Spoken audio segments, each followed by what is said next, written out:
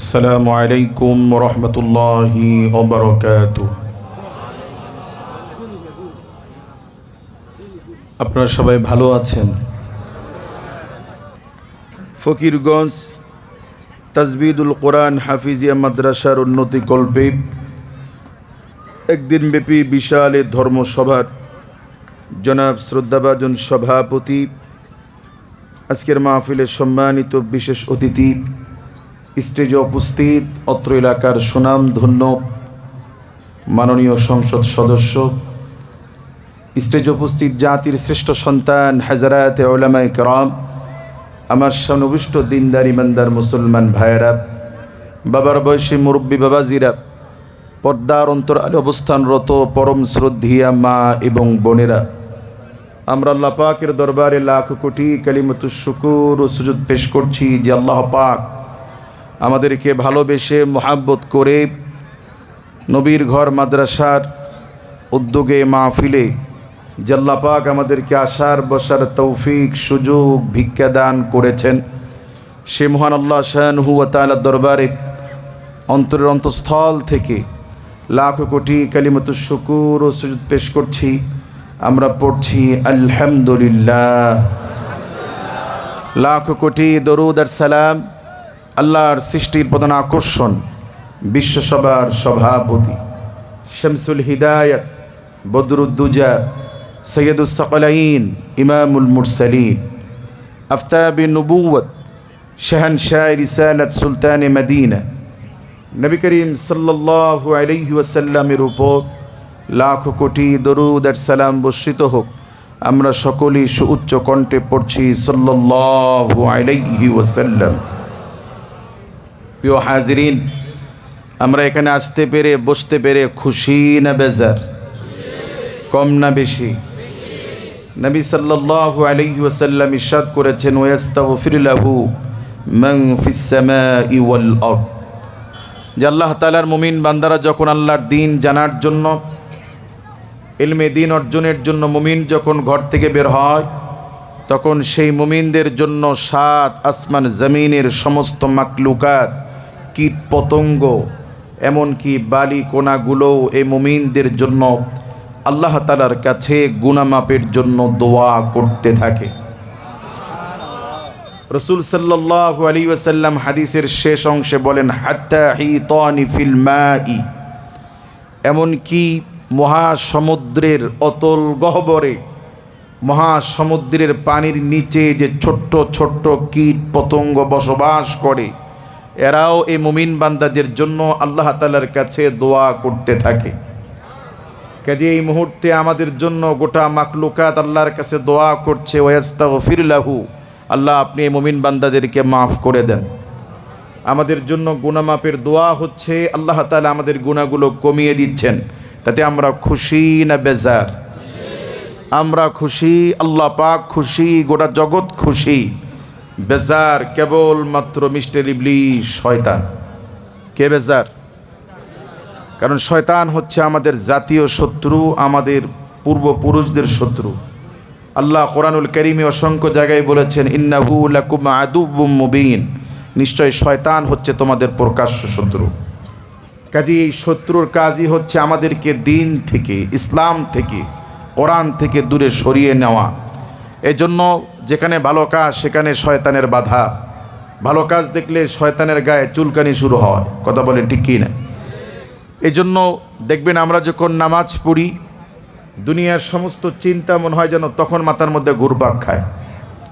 চা খাওয়ার সময়, গল্প করার সময়, দুনিয়াবি অন্য কাজ করার সময় এত ভিন্ন চিন্তা মাথায় আসে না যে পরিমাণ আসে আমরা যখন মসজিদে নামাজরত অবস্থায় থাকি। কথা বলেন ঠিক কি না? এর কারণ হচ্ছে শয়তান তখন সর্বোত্তকভাবে প্রচেষ্টা চালায় কিভাবে মুমিনদেরকে নামাজ থেকে দূরে সরানো যায়। কাজে এখানে বসার দ্বারা সমস্ত মাকলুকাত যখন আমাদের জন্য গুনাহ মাপের দোয়া করছে, আল্লাহ পাক যখন আমাদের গুনাহগুলো কমিয়ে দিচ্ছেন, তখন শয়তানের খুব কষ্ট হচ্ছে। এই জন্য বেচারা মিস্টার ইবলিস শয়তান আমাদেরকে উঠানোর চেষ্টা করবে। মুআজ্জাজ হাজিরিন, এখান থেকে চলে গেলে আপনারা হয়তো গল্প করবেন, অথবা মোবাইল ফোন টেপাটেপি করবেন, অথবা ঘুমাবেন। আচ্ছা, এই কাজগুলো আগামীকালও করার সুযোগ আছে কি নেই? কিন্তু এই মাহফিল কি আগামীকাল থাকবে? আমি কি থাকবো? কাজেই আমরা আল্লাহর দ্বীনের জন্য শয়তান আমাদেরকে যতই ওয়াসওয়াসা দিক, যতই প্রচেষ্টা চালাক, আমরা শেষ মোনাজাত না করে কেউ বাড়ি ফিরব না। বলি ইনশাআল্লাহ। কারা কারা আল্লাহ এবং তার রসুলের মুহাব্বতে শেষ পর্যন্ত থাকতে রাজি আছি? দুহাত তুলে একটু আল্লাহকে দেখায়। লিল্লাহে তাকবীর, লিল্লাহে তাকবীর। আল্লাহ কবুল করুন, মঞ্জুর করুন, বলে আমিন। মুআজ্জাজ হাজিরিন, আল্লাহ পাকের অনেক বড় মেহেরবানি যে আল্লাহ পাক দয়া করে আমাদেরকে মানুষ বানিয়েছেন। আল্লাহ পাক দয়া করে আমাদেরকে শ্রেষ্ঠ নবী, শ্রেষ্ঠ উম্মত করে পৃথিবীতে পাঠিয়েছেন। আল্লাহ পাকের অনেক বড় দয়া আর ইহসান যে রব্বে করিম আল্লাহ সুবহানাহু ওয়া তাআলা আমাদেরকে মুমিন মুসলমানের ঘরে জন্ম দিয়ে ইসলাম চেনাকে আল্লাহ পাক আমাদের জন্য সহজ করে দিয়েছেন। কথা বলেন ঠিক কি না? এজন্য আমরা অন্তরস্থল থেকে আবারও মালিকের দরবারে শুকর আদায় করছি। আমরা পড়ছি আলহামদুলিল্লাহ। ভূমিকা না বাড়িয়ে আমি আপনাদের সামনে আল্লাহর কালাম কোরআনুল কারীমের ৬৭তম সূরা সূরাতুল মুলকের ১ এবং ২ নম্বর আয়াতে কারিমা তেলাওয়াত করেছি। আল্লাহ পাক যদি তৌফিক দান করেন, আমি গুনাহগার সংক্ষিপ্ত সময়ের মধ্যে কিছু কথা আল্লাহর কালাম থেকে আপনাদেরকে শোনাইতে চাই। আমরা কি আল্লাহর কালাম থেকে কথা শুনতে রাজি আছি? চেষ্টা করব তো আল্লাহর কোরআন শোনার জন্য। মুআজ্জাজ হাজিরিন, আল্লাহ পাক কোরআনুল আযীম দিয়েছেন আমাদের ব্যক্তি জীবন, পারিবারিক জীবন, সামাজিক জীবন, আল্লাহর এই জমিনে যা দরকার সব কিছুর বিধিবিধান, নিয়ম কানুন আল্লাহ পাক কোরআনুল কারীমে দিয়েছেন। কার কথা? আল্লাহ পাক বলছেন, মা ফাররাতনা ফিল কিতাবি মিন শাই। পৃথিবীতে আমার গোলামদের জন্য জরুরি, প্রয়োজনীয় এমন কিছু নাই যা আমি আমার বান্দার জন্য আমার কোরআনুল কারীমে আমি আল্লাহ পাক দেই নাই। কার কথা? তো যে কোরআন আল্লাহ পাক আমাদেরকে দিয়েছেন জীবন জিন্দিগি, সারা জীবনকে পরিচালনা করার জন্য, সে কোরআন সম্পর্কে জ্ঞান রাখা, সে কোরআন সম্পর্কে জানা আমাদের দরকার আছে কি নেই? কিন্তু আমরা আদৌ কি কোরআন জানার চেষ্টা করি? এতগুলো মানুষ যদি জিজ্ঞেস করি কোরআনুল কারীমের ছোট্ট ৩টা সূরার অর্থ কে কে পারি, বলুন তো বেশিরভাগ মানুষের হাত কি উঠবে? যেই সূরা না পড়লে নামাজই হবে না, সূরাতুল ফাতিহা। এই সূরা ফাতিহার অর্থ আমরা অধিকাংশ মুসলমান ভাই বলতে পারবো না। কথা বলেন। কোরআনুল কারীমের সাথে আমাদের এইরকম আচরণ, এই জন্য দিন যত যাচ্ছে শান্তি উঠে যাচ্ছে। কথা বলেন ঠিক কি না? এই জন্য আল্লাহর কোরআন মানা, আল্লাহর কোরআন পড়া, আল্লাহর কোরআন সম্পর্কে জ্ঞান অর্জনের দরকার আছে কি নেই? কোরআনুল কারীম থেকে আলোচনা করার আগে আমি সংক্ষিপ্তভাবে কোরআন সম্পর্কে আপনাদের সামনে কিছু কথা বলতে চাই। সেটি হচ্ছে আল্লাহ পাক এই পৃথিবীর মানব গোষ্ঠীর জন্য, হেদায়েতের জন্য, মানুষকে মিনাজ যুলুমাতি ইলান নূর, অন্ধকার থেকে বেঁচে মানুষকে আলোর পথে নেওয়ার জন্য আল্লাহ পাক যুগে যুগে অসংখ্য আম্বিয়া আলাইহিমুস সালাম প্রেরণ করেছেন। ১,২৪,০০০, মতান্তরে ২,২৪,০০০ নবী এবং রসুলকে আল্লাহ পাক পৃথিবীতে প্রেরণ করেছেন। এবং আল্লাহ পাক ১০৪টি আসমানি কিতাব আল্লাহ পাক আসমান থেকে জমিনবাসীর জন্য নাজিল করেছেন। কথা বলেন ঠিক কিনা? মুআজ্জাজ হাজিরিন, আল্লাহ রাব্বুল আলামিন যতগুলো কিতাব আল্লাহ তাআলা আসমান থেকে দুনিয়াবাসীর জন্য নাজিল করেছেন, কোনো কিতাবকে কালামুল্লাহ বলা হয় নাই। সব কিতাব হচ্ছে কিতাবুল্লাহ, আল্লাহর কিতাব। কিন্তু কোরআনুল কারীম শুধুমাত্র কিতাবুল্লাহ নয়, বরং কোরআনুল কারীম হলো কালামুল্লাহ, আল্লাহর জবানের কথা। কার জবানের কথা? কোরআনুল কারীম হচ্ছে মুসলমানদের শ্রেষ্ঠ দৌলত। ইসলামের সৌন্দর্য প্রদর্শনের জন্য, ইসলামের সত্যায়িতা প্রকাশিত করার জন্য, পথহারা মানুষকে পথ দেখানোর জন্য ইসলামের সর্বশ্রেষ্ঠ দৌলত হলো আল কোরআনুল আযীম। কারণ এই কোরআন আল্লাহ পাক এমনভাবে সাজিয়েছেন যে একজন বিধর্মী অমুসলিম কোরআন সম্পর্কে যদি জ্ঞান অর্জন করে, কোরআন সম্পর্কে যদি জানার চেষ্টা করে, কোরআন তাকে বাধ্য করে বুঝাবে যে আসলে এই কোরআন কোনো মানুষের লেখা কিতাব নয়। কথা বলেন ঠিক কি না? এ কোরআনে আছে আসমান জমিনের সৃষ্টির তথ্য, এ কোরআনে আছে পাহাড়ের সৃষ্টির তথ্য, কোরআনুল কারীমে আল্লাহ পাক দিয়েছেন জীব প্রাণীর সৃষ্টির তথ্য, কোরআনুল কারীমে আল্লাহ পাক দিয়েছেন বিগ ব্যাংয়ের তথ্য, কোরআনুল কারীমে আল্লাহ পাক দিয়েছেন চাঁদ সূর্যের নক্ষত্র যে ঘূর্ণায়মান তার সম্পর্কে আল্লাহ কোরআনে তথ্য দিয়েছেন। কথা বলেন ঠিক কি না? কাজী মুহাম্মদ সাল্লাল্লাহু আলাইহি ওয়াসাল্লামের মতো একজন ব্যক্তি, যেই যুগে কোনো বিজ্ঞানগার ছিল না, কোনো ল্যাবিস্ট ছিল না, কোনো পরীক্ষাগার ছিল না, ১৫০০ বছর আগে মুহাম্মদ সাল্লাল্লাহু আলাইহি ওয়াসাল্লামের মতো একজন ব্যক্তি কোরআন লিখেছে, এটা পৃথিবীর কেউ মানতে পারবে না। কথা বলেন ঠিক কি না? আল্লাহ পাক কোরআনুল কারীমে বলছেন, লাশ-শামসু ইয়ানবাগী লাহা আন তুদরিকাল কমার ওয়ালাল লাইলু সাবিকুন নাহার ওয়া কুল্লুন ফি ফালাকিন ইয়াসবাহুন। সমস্ত গ্রহগুলো, চাঁদ, সূর্য, পৃথিবী তার নিজ নিজ অক্ষে ঘূর্ণায়মান। এই কথা ১৫০০ বছর আগে আল্লাহ পাক কোরআনুল কারীমে বলেছেন। বলুন, মুহাম্মদ সাল্লাল্লাহু আলাইহি ওয়াসাল্লামের মতো একজন ব্যক্তি, তিনি যেই যুগে পৃথিবীতে এসেছিলেন সেই সময় কোনো বিজ্ঞান ছিল না, সেই সময় পরীক্ষাগারে পরীক্ষা করার মতো কোনো সুযোগ ছিল না। মুহাম্মদ সাল্লাল্লাহু আলাইহি ওয়াসাল্লামের মতো একজন উম্মি ব্যক্তির পক্ষে কোরআনুল কারীমে এই মহা সৃষ্টি জগৎ সম্পর্কে তথ্য দেওয়া, এটা কি কোনোভাবেই সম্ভব? কাজী কোরআনকে আল্লাহ পাক এমনভাবে সাজিয়েছেন যে কোরআনুল কারীমের ব্যাপারে একজন অমুসলিম আত্মসমর্পণ করতে বাধ্য হবে, হ্যাঁ, যে আসলে এটা কোনো মানুষের লেখা কিতাব নয়। কথা বলেন ঠিক কি না? আল্লাহ রাব্বুল আলামিন যুগে যুগে যত নবী রাসূলকে আল্লাহ মুজিজা দিয়েছিলেন, কাউকে একটা, কাউকে দুইটা, কাউকে তিনটা, কিন্তু আল্লাহ পাক আমার আপনার হাবিব রাহমাতাল লিল আলামিনকে আল্লাহ পাক কমপক্ষে ৪০০০ মুজিজা আল্লাহ পাক দিয়েছিলেন। বলুন কয় হাজার? এই ৪০০০ কিতাবের মধ্যে শ্রেষ্ঠতম মুজিজা হলো আল্লাহ রাব্বুল আলামিনের কোরআন। অন্যান্য নবীদেরকে আল্লাহ পাক যে মুজিজাগুলো দিয়েছিলেন, নবীরা ইন্তেকাল করেছেন, মুজিজা শেষ, কিন্তু আখির নবী, নবীদের নবী, ইমামুল মুরসালিন, খাতামুন নবিয়্যিন, রাহমাতাল লিল আলামিন নবীজিকে আল্লাহ পাক যে শ্রেষ্ঠতম মুজিজা কোরআনুল কারীম দিয়েছেন, এই কোরআনের মুজিজা নবীর ইন্তিকালের পরে শেষ হয়ে যায় নাই, বরং কোরআনের মুজিজা কিয়ামত পর্যন্ত বিশ্ববাসী দেখতেই থাকবে। সুবহানাল্লাহ বলে। মুআজ্জাজ হাজিরিন, কোরআনুল কারীম সম্পর্কে আল্লাহ পাক নিজেই বলেন, ইন্না নাহনু নাযালনা যিকরা ওয়া ইন্না লাহু লাহাফিযুন।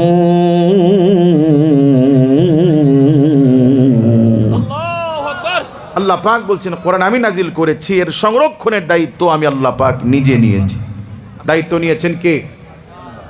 মুআজ্জাজ হাজিরিন, এই ভারতবর্ষের মানুষের কত ভাষার পার্থক্য, এক ইন্ডিয়ার বিভিন্ন প্রদেশের মানুষের ভাষার কত পার্থক্য, আমাদের ছোট্ট ভূখণ্ড বাংলাদেশের মানুষের ভাষার কত পার্থক্য।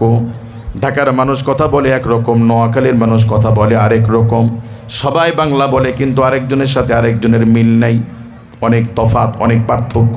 কথা বলেন ঠিক কি না?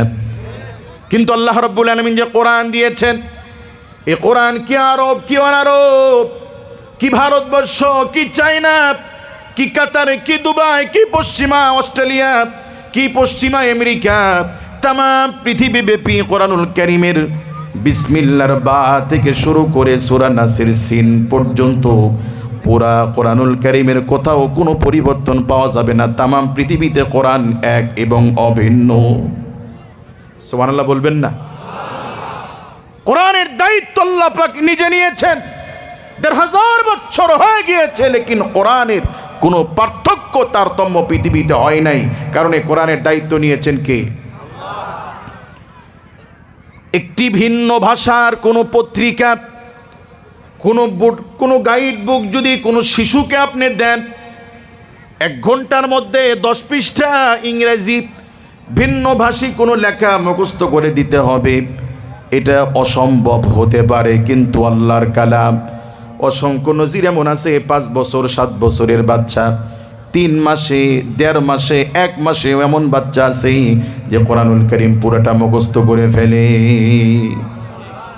এই নিয়ামত কোরআনের ক্ষেত্রে, এই কোরআন এই নিয়ামত আল্লাহ পাক কোরআন সংরক্ষণের ক্ষেত্রে দিয়েছেন। কথা বলেন ঠিক কি না?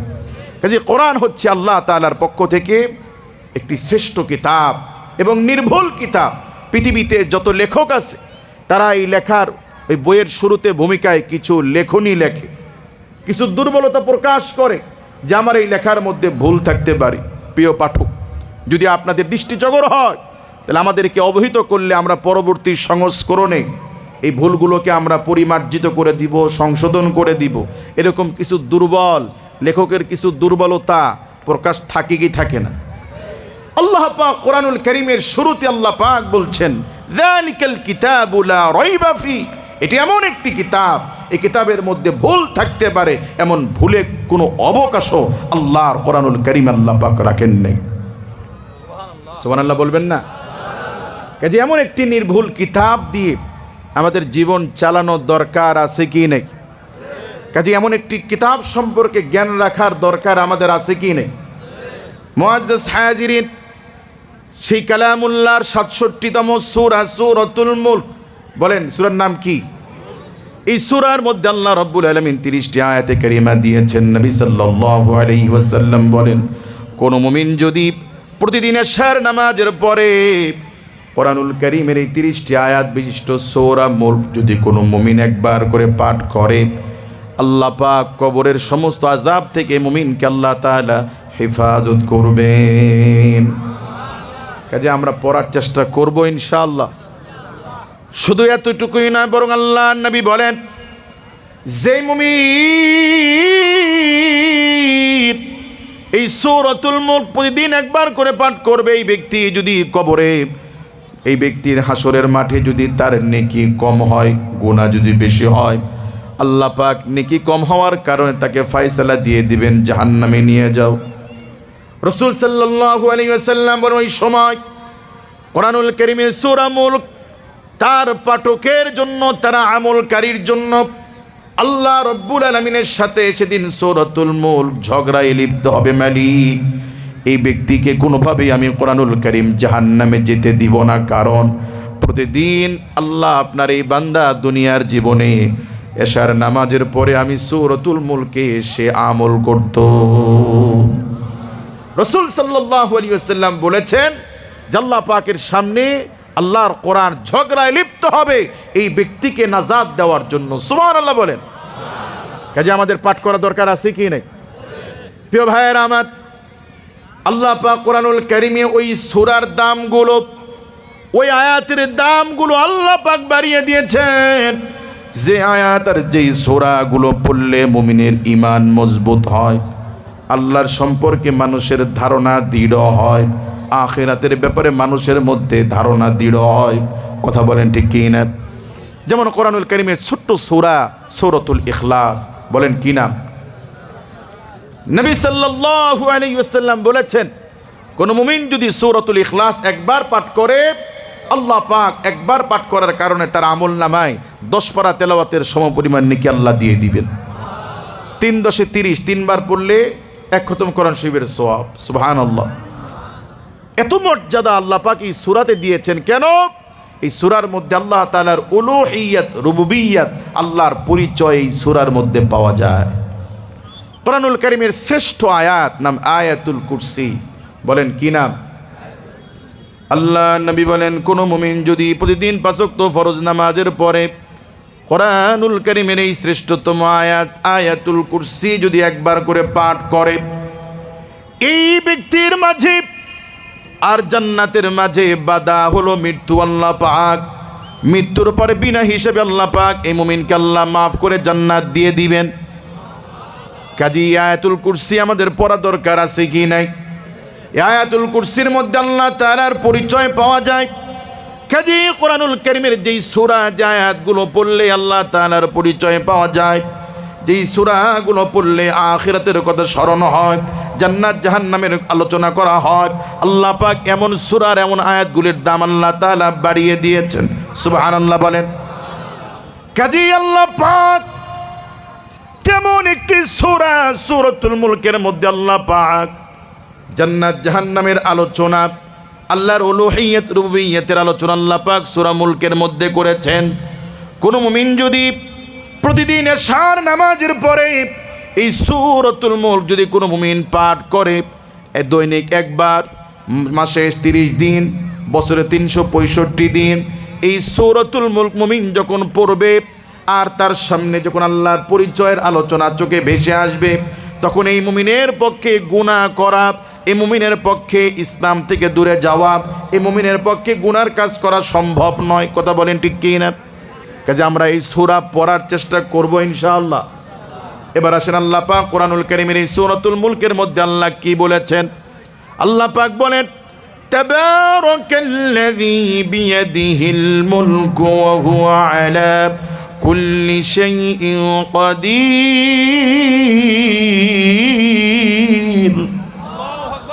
আল্লাহ পাক বলেন, তাবারাকাল্লাযী, অতীব বরকতপূর্ণ সত্তা, আল্লাযী বিয়াদিহিল মুলক, যে মহান সত্তার হাতের মুঠোয় গোটা মুলকিয়তের রাজত্ব। এ মুমিন, আসমান জমিনের একচ্ছত্র অধিপতি, তামাম পৃথিবীর একচ্ছত্র ক্ষমতাওয়ালা, বলুন তিনি কে? আল্লাহ পাক বলেন, তাবারাকাল্লাযী বিয়াদিহিল মুলক, অতি গুরুত্বপূর্ণ সত্তা, অতীব সত্তা, আল্লাযী বিয়াদিহিল মুলক, যে মহান সত্তার হাতের মুঠোয় তামাম মুলকিয়তের রাজত্ব। ওয়া হুয়া আলা কুল্লি শাইইন কাদির, আর তিনি যাকে খুশি, ওয়া হুয়া আলা কুল্লি শাইইন কাদির, আর তিনি হচ্ছেন মহা সর্বশক্তিমান, সকলের ওপর সর্বশক্তিমান, একচ্ছত্র ক্ষমতার মালিক। বলুন তিনি কে? আমার বন্ধুরা, ইমাম আজম আবু হানিফা রহমতুল্লাহি আলাইহি, নুমান ইবনে সাবিত ফকিহুল আহনাফ, আমরা নাম শুনেছি কি না? ইমাম আবু হানিফা রহমতুল্লাহি আলাইহি যখন ছাত্র, ওনার ছাত্র জামানায় একজন নাস্তিক, একজন অমুসলিম, যে আল্লাহকে বিশ্বাস করে না, স্রষ্টায় বিশ্বাস করে না, এমন একজন নাস্তিক বলে, আমি মুসলমানদের সাথে বাহাসে বসতে চাই, তর্কে জড়াইতে চাই, যে আমার 3টা প্রশ্ন আছে, এই 3টা প্রশ্নের উত্তর যদি কেউ দিতে পারে আমি ইসলাম গ্রহণ করব। কয়টা প্রশ্ন? নির্দিষ্ট দিনে বাহাসের আয়োজন করা হলো।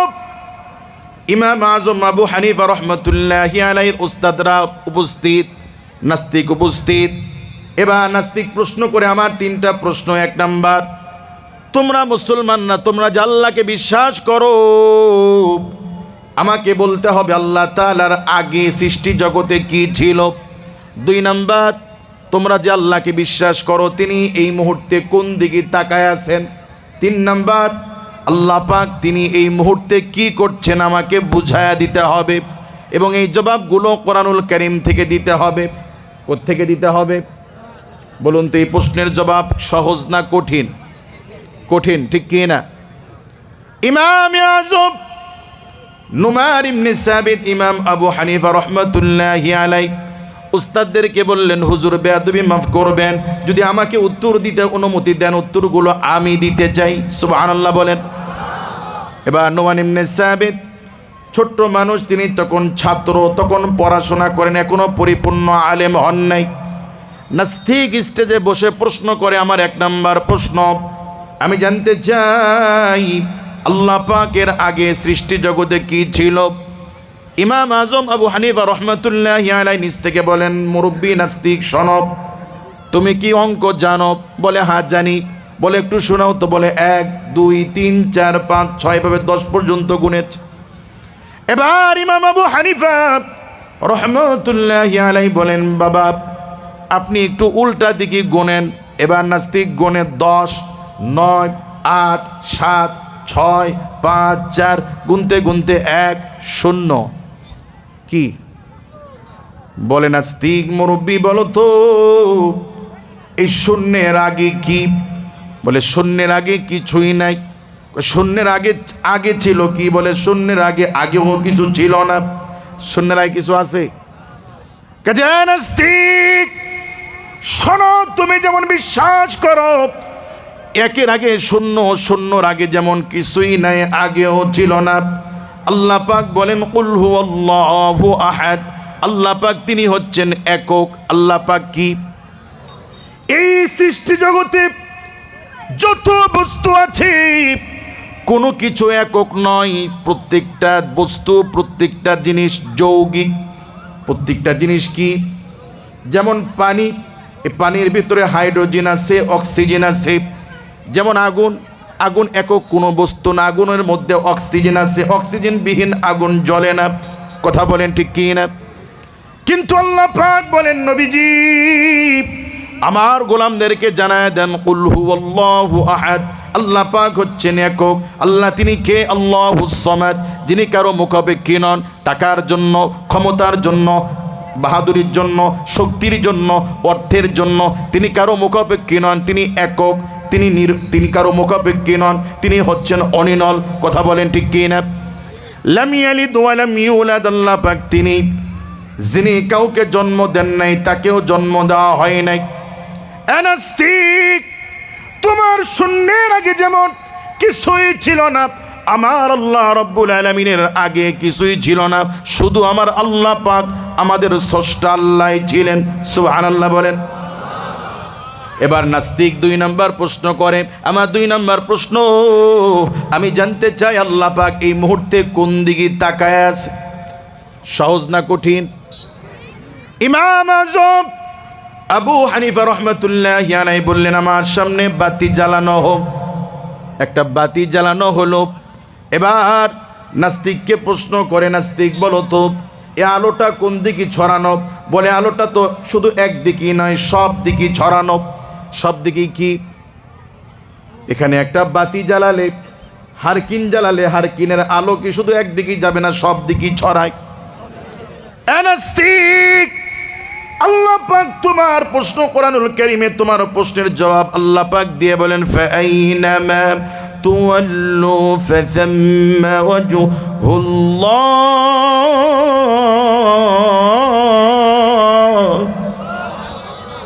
গোলাম, তুমি যেদিকেই তাকাও, যেখানেই যাও, সেখানেই তোমার রবের দৃষ্টি বিরাজমান। তুমি পাহাড়ে যাও, তুমি মাটির নিচে লুকাও, তুমি মহাসমুদ্রে যাও, তুমি যেখানেই পলাও সেখানেই তোমার রব তোমাকে দেখেন। এই জন্য জমিনবাসী যেখানেই বিপদে পড়ে, তখন বিপদে পড়লে সাহায্য চায় কার কাছে? মহাসমুদ্রে জাহাজের নাবিক এক দেশ থেকে আরেক দেশে জাহাজের পণ্য নিয়ে যায়। হঠাৎ রাতের বেলা কিংবা সকাল বেলা কিংবা দিনের বেলা যদি উত্তাল ঢেউ শুরু হয়, জাহাজ ডুবে ডুবে যাবে। বলুন তো এই সময় পৃথিবীর মানুষ কার কাছে সাহায্য চায়? পৃথিবীর কোনো মানুষ যদি মজলুম হয়, কোথাও যদি তার ন্যায় বিচার না পায়, কোনো জালিম মজলুমের জমি জাল দলিল করে দখল করে নিয়েছে, কোথাও বিচার পায় না। বলুন মজলুম যখন বিচার পায় না, তখন মজলুমের বিচার চলে যায় কার কাছে? আরো জোরে বলেন। কাজেই পৃথিবীর মানুষেরা দিবা কিংবা রাত্রে, প্রকাশ্যে কিংবা গোপনে বিপদে পড়লে যে মহান শক্তিধরের কাছে সাহায্য চায়, তিনি আর কেউ নন, তিনি আসমান জমিনের মালিক আল্লাহ। কথা বলেন ঠিক কি না? এজন্য আল্লাহ পাক আয়াতুল কুরসির মধ্যে বলেন আল্লাহু লা ইলাহা ইল্লা হুয়াল হাইয়ুল কাইয়্যুম। আল্লাহ পাক তিনি লা ইলাহা ইল্লা, তিনি ছাড়া কোনো ইলাহা নাই, কোনো সত্তা নাই, কোনো বিধানদাতা নাই। আল হাইয়ুল কাইয়্যুম, যিনি চিরস্থায়ী চিরঞ্জীব, যার কোনো ধ্বংস নাই, যিনি রব, যিনি স্রষ্টা, তার কি কোনো মৃত্যু আছে? যে মানুষ, তোমার রব, তোমার সত্তা, তোমার স্রষ্টা তো তিনি এমন আল হাইয়ুল কাইয়্যুম, যিনি চিরস্থায়ী, তিনি চিরঞ্জীব। লা তাখুযুহু সিনাতুন ওয়ালা নাওম, যাকে তন্দ্রা ঘুম স্পর্শ করতে পারে না। রব তো তিনি যিনি ঘুমান না, যিনি নির্ঘুম। কথা বলেন ঠিক কি না? যিনি কোনো খাবার খান না, যিনি ঘুমান না, যার কোনো ধ্বংস নাই, যার কোনো মৃত্যু নাই, তিনি তোমাদের রব। বলুন তার নাম কি? আরো জোরে বলেন। এ মুমিন, আল্লাহ পাক কুরআনুল কারীমের মধ্যে বলেন, ইন্না ফি খালকিস সামাওয়াতি ওয়াল আরদি ওয়া ইখতিলাফিল লাইলি ওয়ান নাহারি ওয়াল ফুলকিল্লাতী তাজরি ফিল বাহরি বিমা ইয়ানফাউন নাস। আল্লাহু আকবার বলেন। এ মানুষ, তুমি তোমার রবকে খুঁজতে চাও, লক্ষ্য করো, ইন্না ফি খালকিস সামাওয়াতি ওয়াল আরদ, আসমান জমিনের সৃষ্টির দিকে তাকাও, তুমি তোমার রবের অস্তিত্ব খুঁজে পাবা। এত বড় আসমান জমিন তৈরি করেছেন, এটা কি একা একা তৈরি হয়েছে না কেউ একজন তৈরি করেছে? ইমাম আবু হানিফা রাহমাতুল্লাহি আলাইহির জীবনে ঘটে যাওয়া আরেকটি বাহাজের ঘটনা। একজন নাস্তিকের সাথে বাহাজ হবে। ইমাম আজমের প্রশংসা শুনে নাস্তিক বাহাজের আয়োজন করেছে, ইমাম আজমের সাথে তিনি ঝগড়ায় লিপ্ত হবেন। নির্দিষ্ট দিনে বাহাজের সময় নির্ধারণ করা হলো, স্থান নির্ধারণ করা হলো, নাস্তিক উপস্থিত, কিন্তু ইমাম আবু হানিফার কোনো খবরও নাই। কি নাই? বহুক্ষণ হয়ে গেল, নাস্তিক মনে মনে খুশি, যাক ইমাম আবু হানিফা আসে নাই, তার মানে তিনি পলায়ন করেছেন। অনেকক্ষণ পর ইমাম আবু হানিফা রাহমাতুল্লাহি আলাইহি স্টেজে আসলেন, চলে আসলেন। নাস্তিক বিরক্ত হয়ে জিজ্ঞেস করলেন, আমি তো মনে করেছি আপনি আসবেনই না, তো এত দেরিতে কেন আসলেন? ইমাম আবু হানিফা রাহমাতুল্লাহি আলাইহি বলেন, মুরব্বী সনদ, আমার বাড়ি এখান থেকে বহু দূর, বাড়ি থেকে আসার পথে একটা নদী আছে, নদী পার হতে হয়। কি পার হইতে হয়?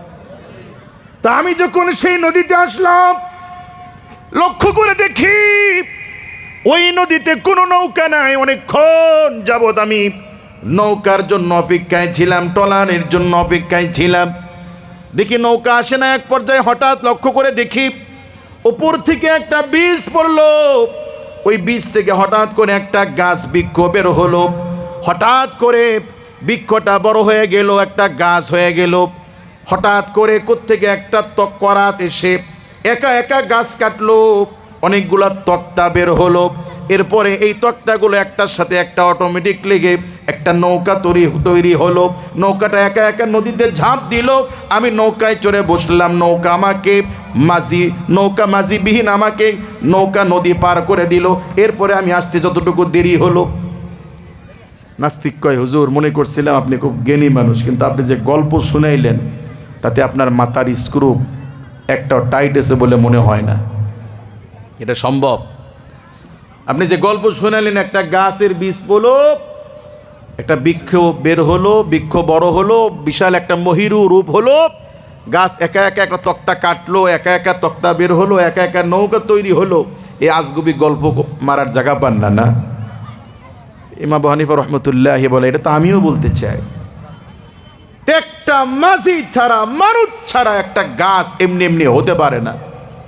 মানুষবিহীন একা একা একটা গাছ কাটতে পারে না, তক্তা হতে পারে না, মিস্ত্রি ছাড়া নৌকা হতে পারে না। তোমার মতো মানুষকে আর এত সুন্দর আসমান জমিন স্রষ্টা ছাড়া কিভাবে হতে পারে? কথা বলেন ঠিক কি না?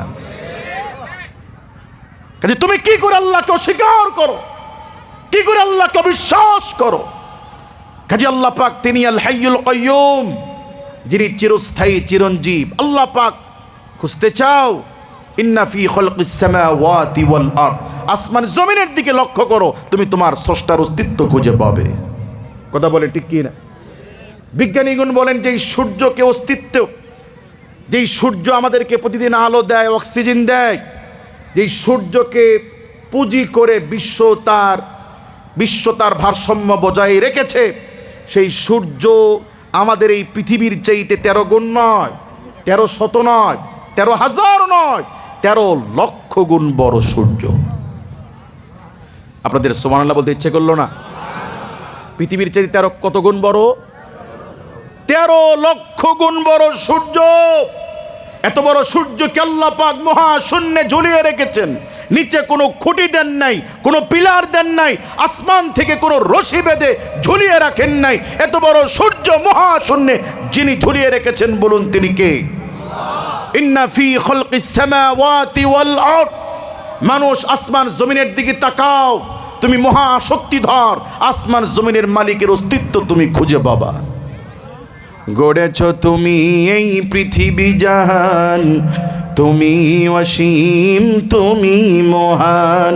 গড়েছ তুমি এই পৃথিবী জাহান, তুমি অসীম তুমি মহান।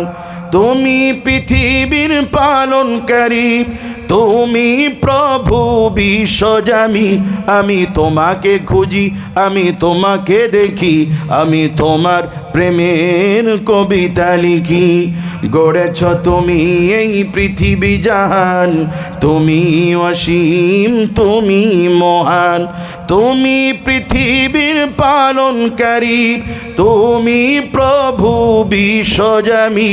আমি তোমাকে খুঁজি, আমি তোমাকে দেখি, আমি তোমার প্রেমের কবিতা লিখি। আল্লাহু আকবার বলেন। এরপর আল্লাহ পাক বলেন, ইন্না ফি খালকিস সামাওয়াতি ওয়াল আরদ ওয়া ইখতিলাফিল লাইলি ওয়ান নাহার। মানুষ কেন লক্ষ্য করো না রাত এবং দিনের পরিবর্তনের দিকে? কোন মহাশক্তিধরের হুকুমে সকাল হলে পৃথিবীর এই অন্ধকারাচ্ছন্ন জমিনকে আবার আলোকিত করে দেয়, সূর্যের আগমন ঘটে। আবার দিন শেষে যখন রাতের আগমন ঘটে, এই এত বিশাল খালি জায়গা আবার অন্ধকারে ছেয়ে যায়। কোন মহাশক্তিধরের ক্ষমতা বলে রাত আসে দিন চলে যায়, দিন আসে রাত চলে যায়? সুবহানাল্লাহ বলেন। আমরা তাম পৃথিবীর সমস্ত মানুষ মিলে চেষ্টা করলে রাতকে আমরা আসা বন্ধ করতে পারবো? যে রাত আসতে দিব না, শুধু দিনই থাকবে, তাতে কাজ করতে সুবিধা হবে, পারবো আমরা? আবার যদি বললে শুধু রাতই থাকবে, আমরা শুধু ঘুমাবো, দিনের আলোর দরকার নেই আমাদের, ঠেকাইতে পারবো সূর্যের আলোকে? কাজী কোনো কর্মজীবী যখন কর্মস্থলে যায়, তার 30 বছর 33 বছরের চাকরির জীবনে, বলুন মানুষের জীবনে কখনো এমন হয় কি না যে সকালবেলা অফিসে যাওয়ার ইচ্ছে ছিল, নিয়ত ছিল, প্রচেষ্টা ছিল, কিন্তু হঠাৎ করে ঘুম থেকে উঠে দেখে যে আজকে অফিস টাইম পার হয়ে গেছে? এরকম কখনো কখনো হয় কি না? মানুষ পৃথিবীর সৃষ্টির সূচনা লগ্ন থেকেই কখনো দেখেছ যে হঠাৎ করে সকাল 8টার সময় রাত চলে আসছে, দিন শেষ হয়ে গেছে? বলেন এমনটা হয়েছে? ইন্না ফি খালকিস সামাওয়াতি ওয়াল আরদি ওয়া ইখতিলাফিল লাইলি ওয়ান নাহার। রাত এবং দিনের যিনি পরিবর্তন ঘটান তিনি তোমাদের স্রষ্টা আল্লাহ। সুবহানাল্লাহ বলেন। এরপরে অংশ আল্লাহ পাক বলেন, ইখতিলাফিল লাইলি ওয়ান নাহারি ওয়াল ফুলকিল্লাতি তাজরি ফিল বাহরি বিমা ইয়ানফাউন নাস। আল্লাহু আকবার বলেন। আল্লাহ পাক তো তিনি, আল্লাহ পাক তো তিনি যিনি ওয়াখতিলাফিল লাইলি ওয়ান নাহারি ওয়াল ফুলকিল্লাতি তাজরি ফিল বাহরি বিমা ইয়ানফাউন নাস। এই পৃথিবীর পানির উপরে নৌজাহান ভেসে রাখার জন্য যিনি পানিকে শক্তি দিয়েছেন, বিমা ইয়ানফাউন নাস, মানুষের কল্যাণের জন্য, মানুষের উপকারের জন্য, টনকে টন ওজনের জাহাজ পানিতে ভাসিয়ে রাখার ক্ষমতা পানিকে যিনি দিয়েছেন তিনি আর কেউ নন, তিনি আসমান জমিনের রব, তিনি তোমাদের স্রষ্টা আল্লাহ। সুবহানাল্লাহ বলেন। বিমা ইয়ানফাউন নাস, মানুষ তোমাদের কল্যাণের জন্য যিনি পানির উপরে টনকে টন লোহার জাহাজ, পণ্যবাহী জাহাজ যিনি ভাসিয়ে রাখেন, বিমা ইয়ানফাউন নাস, মানুষ তোমাদের কল্যাণের জন্য। বলুন তিনি কে? ওই নগরীগুলো, ওই শহরগুলো তত বেশি উন্নত, ব্যবসা বাণিজ্যের জন্য তত বেশি সুগম, যেই নগরের আশেপাশে নদী নালা আছে, যেখানে জাহাজে পণ্য আনা নেওয়া করা যায়। কথা বলেন ঠিক কি না? বন্দর নগরীগুলো, শিল্পনগরীগুলো ওই সমস্ত নগরী হয় যেই নগরীতে নৌজাহান চলাচলের ব্যবস্থা আছে। নৌজাহানে মালামাল নিতে সুবিধা, কাস্ট কম হয়, খরচ কম হয়। কথা বলেন ঠিক কি না? তো মানুষের কল্যাণের জন্য এক দেশ থেকে আরেক দেশে পণ্য, আসবাবপত্র, প্রয়োজনীয় বস্তুগুলো আনা নেওয়ার ক্ষেত্রে ইন্ডিয়া থেকে বিভিন্ন পণ্য বহির্বিশ্বে যায়, আবার বহির্বিশ্ব থেকে বহু পণ্য এখানে আসে, বহু কাঁচামাল বিদেশ থেকে ইন্ডিয়াতে আসে। কথা বলেন ঠিক কি না? এই যে বিমা ইয়ানফাউন নাস, মানুষ তোমাদের কল্যাণের জন্য যিনি পানিকে পানির উপরে শক্ত টনকে টন জাহাজ যিনি ভাসিয়ে রাখেন তিনি তোমাদের স্রষ্টা আল্লাহ। সুবহানাল্লাহ বলেন। কাজী মানুষ তোমার রব আল্লাহ রাব্বুল আলামিন, এই বারবার কল আসতেছে, ফোনটা কাট দেখেন। তোমাদের রব আল্লাহ পাক তো তিনি যিনি পৃথিবীতে কোথাও মানুষ বিপদে পড়লে নদীতে নালায় খাল বিলে পাহাড়ে সর্বত্র মানুষ বিপদে পড়লে মানুষ যার কাছে সাহায্য চায়, বলুন তিনি কে? কাজী ওই আল্লাহ পাক বলেন ফাইনামা তুওয়াল্লু ফাসাম্মা ওয়াজহুল্লাহ। আল্লাহ তিনি যার দৃষ্টি তামাম সৃষ্টি জগতে বিরাজমান, যিনি সর্বত্র দেখেন, সর্বত্র আওয়াজ তিনি শুনতে পান। সুবহানাল্লাহ বলেন। কোরআনুল কারীমে আল্লাহ পাক অসংখ্য জায়গায় বলেছেন ইন্নাহু হুয়াস সামিউল আলিম সামিউম বাসীর, নিশ্চয়ই তিনি জানেন এবং দেখেন, নিশ্চয়ই তিনি শোনেন এবং জানেন, নিশ্চয়ই তিনি দেখেন এবং শোনেন। আল্লাহ পাক কোরআনে একাধিক জায়গায় আয়াতে বলেছেন। আল্লামা সানাউল্লাহ পানিপতি রহমাতুল্লাহি আলাইহি তাফসীরে মাজহারির মধ্যে তিনি ব্যাখ্যা করেন সামিউন আলিম সামিউম বাসীর, আল্লাহ পাক দেখেন এবং শোনেন। কেমন দেখেন কেমন শোনেন তার ব্যাখ্যা তিনি করেছেন। যেই জমিনের কোনো গাছ যখন তার শিকড়ের মাধ্যমে গাছ মাটির নিচ থেকে পানি শোষণ করে, গাছ তার শরীরের মাধ্যমে তার পাতার শিরায় শিরায় যে রস যে পানি পৌঁছে দেয় আল্লাহ পাক, এই পানি যে পৌঁছে যায় এটাও আল্লাহ পাক তিনি সচক্ষে দেখতে পান। সুবহানাল্লাহ বলবেন না? গাছ শিকড়ের মাধ্যমে মাটি থেকে রস পানি শোষণ করে এই পাতার শিরায় শিরায় যে রস পৌঁছে দেয় এটাও যিনি দেখতে পান, বলুন তিনি কে? সামিউন, তিনি কেমন শোনেন? যে মহাসমুদ্রের অতল গহ্বরে পানির নিচে যখন কোনো পোকা, কোনো পিপিলিকা, ছোট্ট কোনো জলজ প্রাণী যখন হাঁটে, তার হাঁটার আওয়াজ, তার ছোট্ট পায়ের আওয়াজ, পিপিলিকার পায়ের আওয়াজও আসমান জমিনের রব আল্লাহ পাক তিনি শুনতে পান। সুবহানাল্লাহ। কাজী নাস্তিক, ফাইনামা তুওয়াল্লু ফাসাম্মা ওয়াজহুল্লাহ, তুমি যেখানেই যাও সেখানেই আল্লাহ পাকের দৃষ্টি বিরাজমান। সুবহানাল্লাহ বিহামদি। এবার নাস্তিক বলে আমার 3 নাম্বার প্রশ্ন, আল্লাহ পাক তিনি কি করছেন আমি জানতে চাই। এই মুহূর্তে আল্লাহ পাক তিনি কি করছেন? আল্লাহ পাক কি করছেন এই মুহূর্তে, এটা আমাদের জন্য বলা সহজ না কঠিন? ইমাম আবু হানিফা রহমতুল্লাহি আলাইহি বলছেন, মুরব্বী এতক্ষণ আপনি প্রশ্ন করেছেন আমি উত্তর দিয়েছি, বলুন তো যে প্রশ্ন করে সে দামি না যে উত্তর দেয় সে দামি? আপনারা বলুন তো কে দামি? যে উত্তর দেয় সে দামি, কারণ যে উত্তর দেয় সে জ্ঞানী, আর যে প্রশ্ন করে সে মূর্খ, সে আওয়াম, সে জানে না, ঠিক কি না? আল্লাহ পাক কোরআনে বলছেন ওয়াল্লাযীনা উতুল ইলমা দারাজাত, যাকে জ্ঞান দিয়েছি তার মর্যাদা বাড়িয়ে দিয়েছি। সুবহানাল্লাহ বলেন।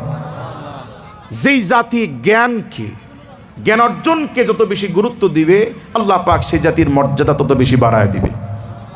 কার কথা? নবী সাল্লাল্লাহু আলাইহি ওয়াসাল্লাম বলেন ওয়া ইন্নাল মালাইকাতা লাতাদউ আজনিহাতাহা রিদাল লিতালিবিল ইলম। আল্লাহু আকবার বলেন।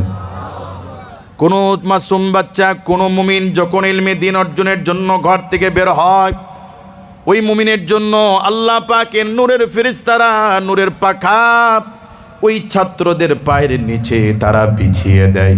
সুবহানাল্লাহ বলেন। যেই বাচ্চারা এখনো হুজুর হয় নাই, হুজুর হওয়ার জন্য, আলেম হওয়ার জন্য, জ্ঞানী হওয়ার জন্য ঘর থেকে বের হয়, তাদের মর্যাদা আল্লাহ পাকের কাছে এত বেশি যে আল্লাহ পাক ফেরেশতাদেরকে নির্দেশ দেন তাদের পায়ের নিচে, বাচ্চাদের পায়ের নিচে ফেরেশতাদের নূরের পাখনা তারা বিছায়া দেয়। কেজি জ্ঞানের মর্যাদা ইসলামে কম না বেশি? রব্বুল আলামিন কোরআনুল কারীমের মধ্যে বলেন আমি আদম আলাইহিস সালাতু ওয়াস সালামকে দুনিয়ার সমস্ত নাম শিক্ষা দিলাম, এরপর আমি আদমকে বললাম, ফেরেশতাদেরকে বললাম ও আমার ফেরেশতারা তোমরা আমার আদমকে সৃষ্টি করতে নিষেধ করেছিলে, তোমরা এই বস্তুগুলোর নাম বলে দাও। ফেরেশতারা বলল ক্বালু সুবহানাকা লা ইলমা লানা ইল্লা মা আল্লামতানা আল্লাহ পাক সমস্ত প্রশংসা আপনার জন্য। লা ইলমা লানা, আমাদের কোনো জ্ঞান নাই, ইল্লা মা আল্লামতানা, ততটুকু ছাড়া যতটুকু জ্ঞান আপনি আমাদেরকে দিয়েছেন আল্লাহ আমরা এগুলো বলতে পারবো না। এবার আল্লাহ পাক আদমকে বললেন, আদম তুমি বলে দাও। আদম আলাইহিস সালাম এক এক করে সব বস্তুর নাম বলে দিলেন। সুবহানাল্লাহ বলেন। জ্ঞানের প্রতিযোগিতায় বিজয় হলো আদম আলাইহিস সালাম ফেরেশতাদের ওপরে।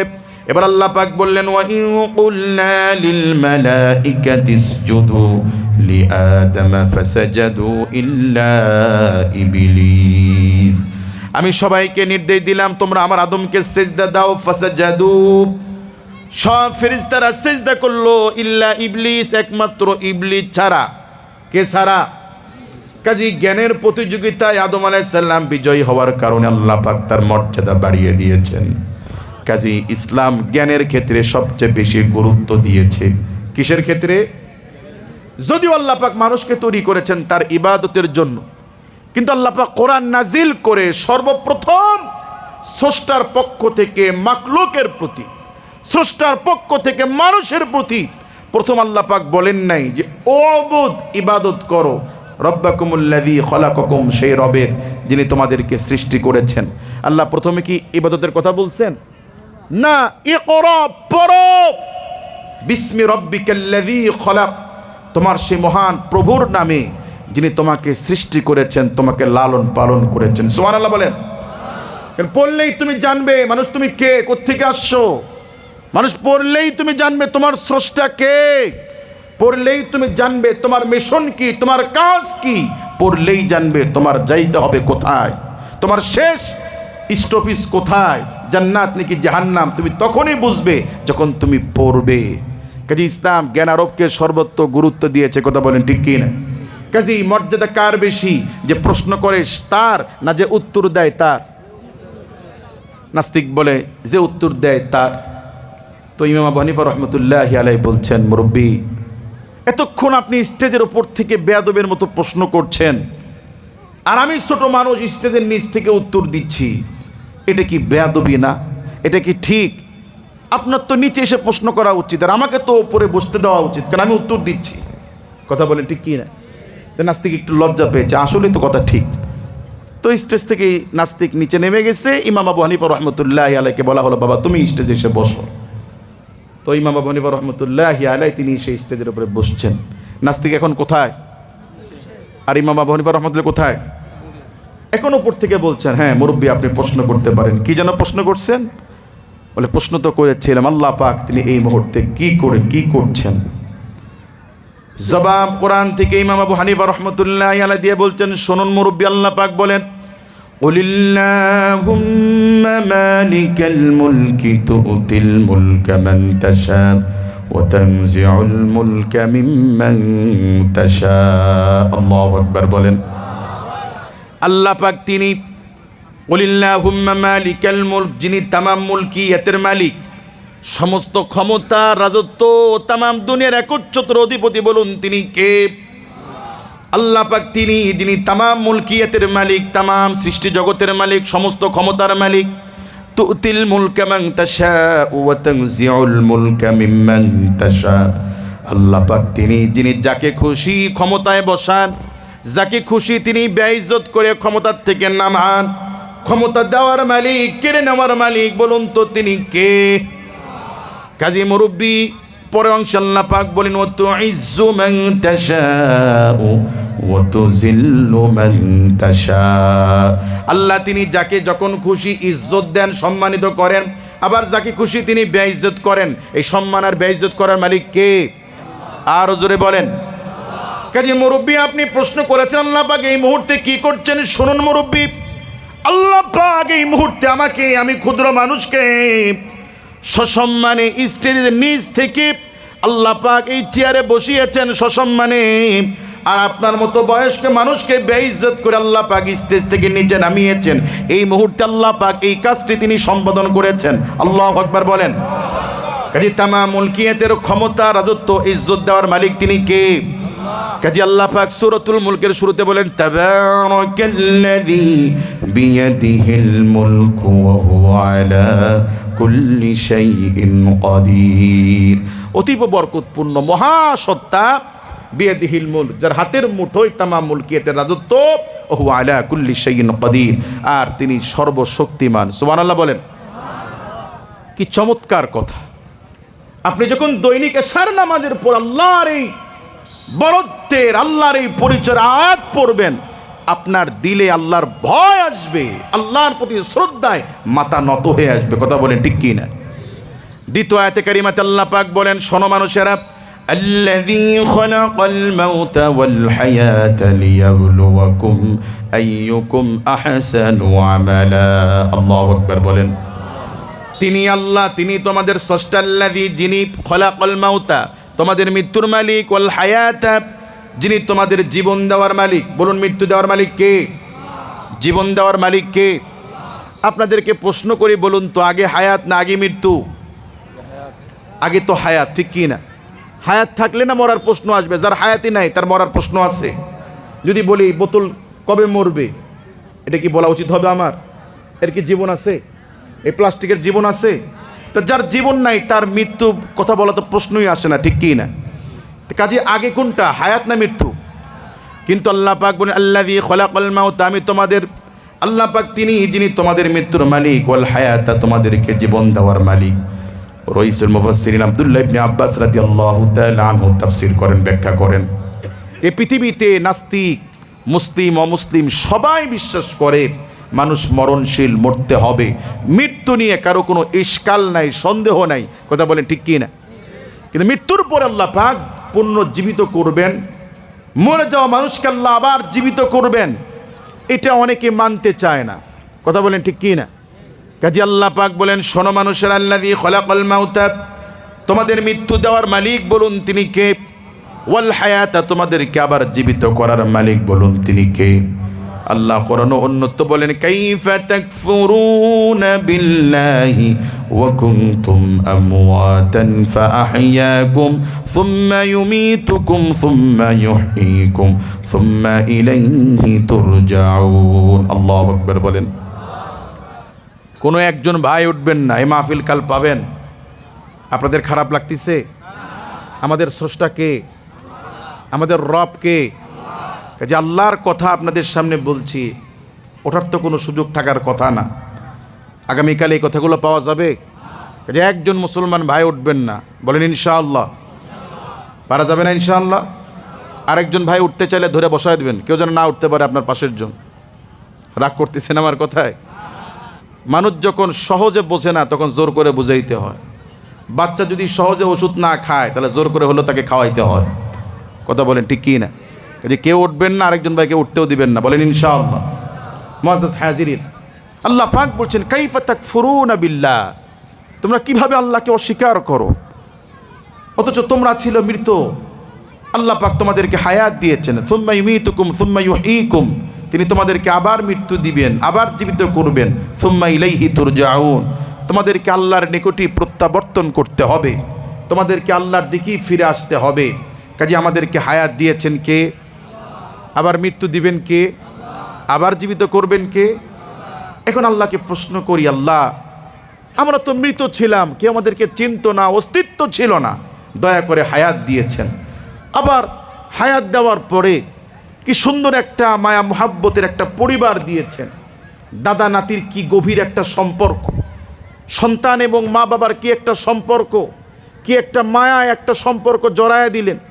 আবার এই সম্পর্ক ভেঙে মানুষকে মৃত্যু দিয়ে বাবার কাছ থেকে সন্তানকে আলাদা করলেন, নাতির কাছ থেকে দাদা দাদিকে আলাদা করলেন। আচ্ছা, আমরা মরে যাইতাম, শেষ হয়ে যাইতাম, তো আবার কেন জীবিত করবেন? প্রশ্ন আসে কি না? কেনই বা হায়াত দিলেন? কেনই বা এই মায়ার একটা বাজার বসালেন? আবার এটাকে কেনই ভেঙে ফেলবেন? কেনই বা মৃত্যু দিবেন? আচ্ছা, ভালো কথা, মৃত্যুই দিতেন, মরে মাটির সাথে মিশে যাইতাম, শেষ হয়ে যাইতাম, আবার কেন জীবিত করবেন? প্রশ্ন আসে কি না? আল্লাহ নিজে এই আয়াতের পরের অংশে আল্লাহ পাক বলেন, শোনো মানুষেরা, কেন হায়াত দিয়েছি, কেন মৃত্যু দিব, কেন আবার জীবিত করব? কারণ লিয়াবলুয়াকুম আইয়ুকুম আহসানু আমালা, তোমাদেরকে পরীক্ষা করা হচ্ছে।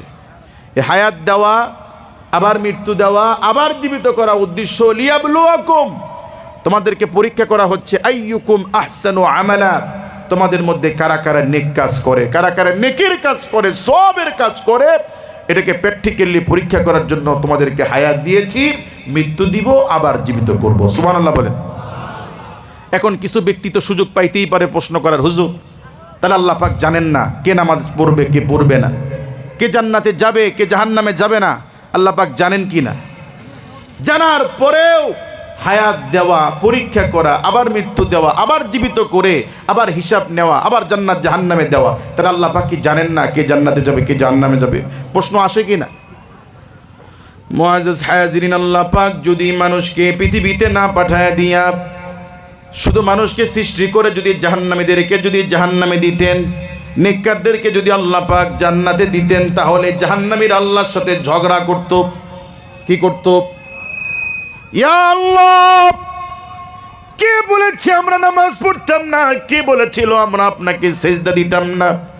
আল্লাহ, আমাদেরকে পৃথিবীতে পাঠায় দিয়েই দেখতেন মসজিদ ছাড়া কিছু বুঝতাম না, নামাজ ছাড়া কিছুই বুঝতাম না, দিন রাতে অসংখ্য নফল নামাজ পড়তাম, এরকম চাপাবাজি করার সুযোগ জাহান্নামীরা পাইতো কি না?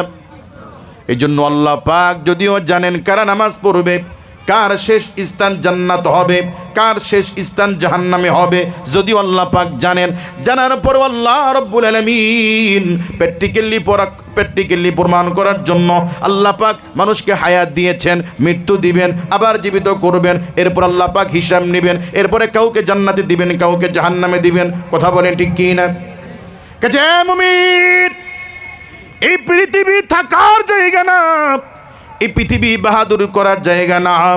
এই পৃথিবী হলো দুনিয়া ও মাজরাতুল আখিরাত। এই দুনিয়া হলো আখিরাতের ক্ষেত্র স্বরূপ, এই দুনিয়া হলো পরীক্ষার ক্ষেত্র স্বরূপ। এই দুনিয়াতে যারা নেকের আমল কাজ করবে, যারা সওয়াবের কাজ করবে, আল্লাহ পাক তাদেরকে জান্নাত দান করবেন। যারা পৃথিবীতে গুনাহের কাজ করবে, অন্যায় কাজ করবে, পাপাচার করবে, আল্লাহ পাক তাদেরকে কঠিন শাস্তি জাহান্নামে দিবেন। কথা বলেন ঠিক কি না?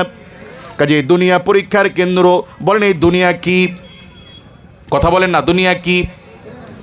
একজন নাস্তিক ইবনে হাজার আসকালানি রহমাতুল্লাহি আলাইহিকে প্রশ্ন করেন, হুজুর আপনাদের নবী নাকি বলেছেন দুনিয়া উসসিজনুল মুমিন ওয়া জান্নাতুল কাফির, দুনিয়া মুমিনদের জন্য জান্নাত, কাফিরদের জন্য দুনিয়া মুমিনদের জন্য জেলখানা, কাফিরদের জন্য জান্নাত। এটা কি আপনাদের নবী বলেছেন? ইবনে হাজার আসকালানি রহমাতুল্লাহি আলাইহি বলেন, হ্যাঁ আমার আপনার রাসূল এই কথা বলেছেন, আর দুনিয়া উসসিজনুল মুমিন ওয়া জান্নাতুল কাফির, দুনিয়া মুমিনদের জন্য জেলখানা, দুনিয়া মুমিনদের জন্য জেলখানা, কাফিরদের জন্য জান্নাত। কাফিরদের জন্য কি? এবার এই নাস্তিক প্রশ্ন করে, হুজুর এ অমুসলিম প্রশ্ন করে, হুজুর তাহলে আমি জানতে চাই মুমিনদের জন্য জেলখানা কেমন আর কাফিরদের জন্য জান্নাত কেমন? আমরা তো দেখি একই সমাজে বসবাস করি, একই সমাজে কর্ম করি, একই সমাজে বাজার করি, একই রান্না করা খাবার খাই, তো আমরা মুমিনদের জন্য কেমনে জেলখানা আর কাফিরদের জন্য কেমনে জান্নাত? বিষয়টা বুঝে আসে না। ইবনে হাজার আসকালানি রহমাতুল্লাহি আলাইহি বুঝায় দেন, শোনো এ মুমিন, এ মুসলিম শোনো, মুমিনদের জন্য জেলখানা কারণ মুমিনদের আসল বাড়ি জান্নাত। বলেন মুমিনদের আসল বাড়ি কোথায়? ওই জান্নাত এমন জায়গা, এই পৃথিবীতে কোনো কিছু খাইতে হলে মানুষের টাকা লাগে, বাজারে যাওয়া লাগে, মাছ কেনা লাগে, বাড়িতে নিয়ে আসা লাগে, রান্না করতে হয়, এরপরে খাওয়া, ঠিক কি না?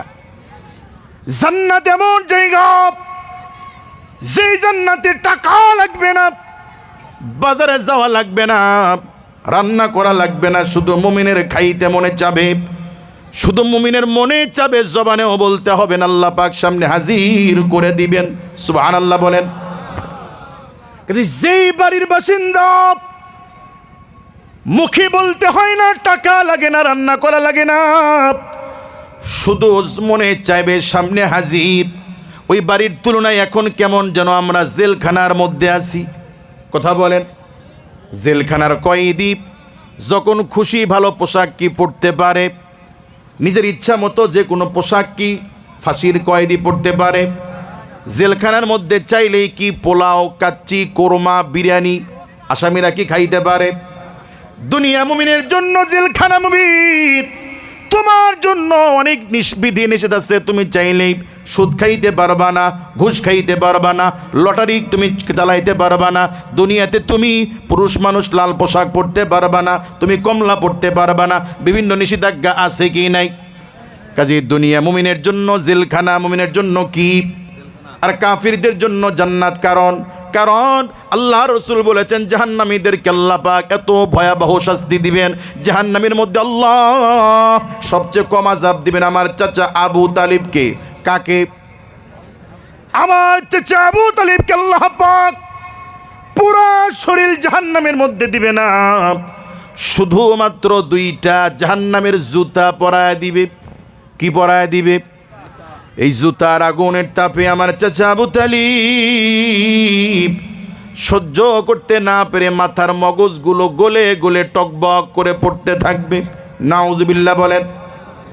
এ কাফির, তোমাদের জন্য আল্লাহ পাক এমন ভয়াবহ জাহান্নাম আল্লাহ পাক তৈরি করে রেখেছেন, যেই জাহান্নামের সবচেয়ে কম আযাব, সবচেয়ে ছোট শাস্তি হলো আবু তালিবকে আল্লাহ পাক জুতা পরায় দিবেন।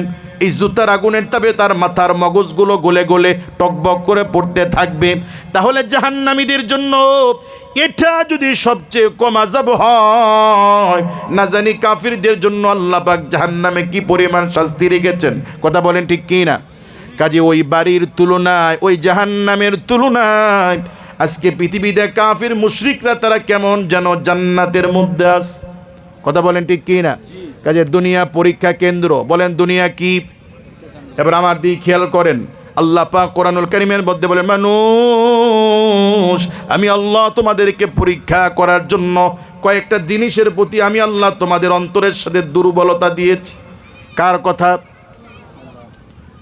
1 মাসের শিশু, 15 দিনের শিশু, এই বাচ্চা পৃথিবীতে আসার পরে কোনো খাবার খায় না, ভাত খায় না, সিরালাক্স খায় না, খিচুড়ি খায় না, ফল ফলাদি খায় না, শুধু দেওয়া হয় মার স্তনের সাদা দুধ। ঠিক কি না?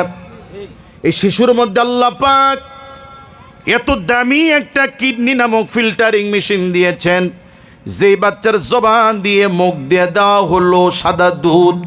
প্রসাবের রাস্তা দিয়ে দুধ বের হওয়ার কথা, প্রসাবের রাস্তা দিয়ে ঘোলা পানি বের হওয়ার কথা, কিন্তু বাচ্চার প্রসাবের রাস্তা দিয়ে দুধ বের হয় না, ঘোলা পানি বের হয় না, সাদা মিনারেল ওয়াটার বের হয়। আল্লাহু আকবার বলেন।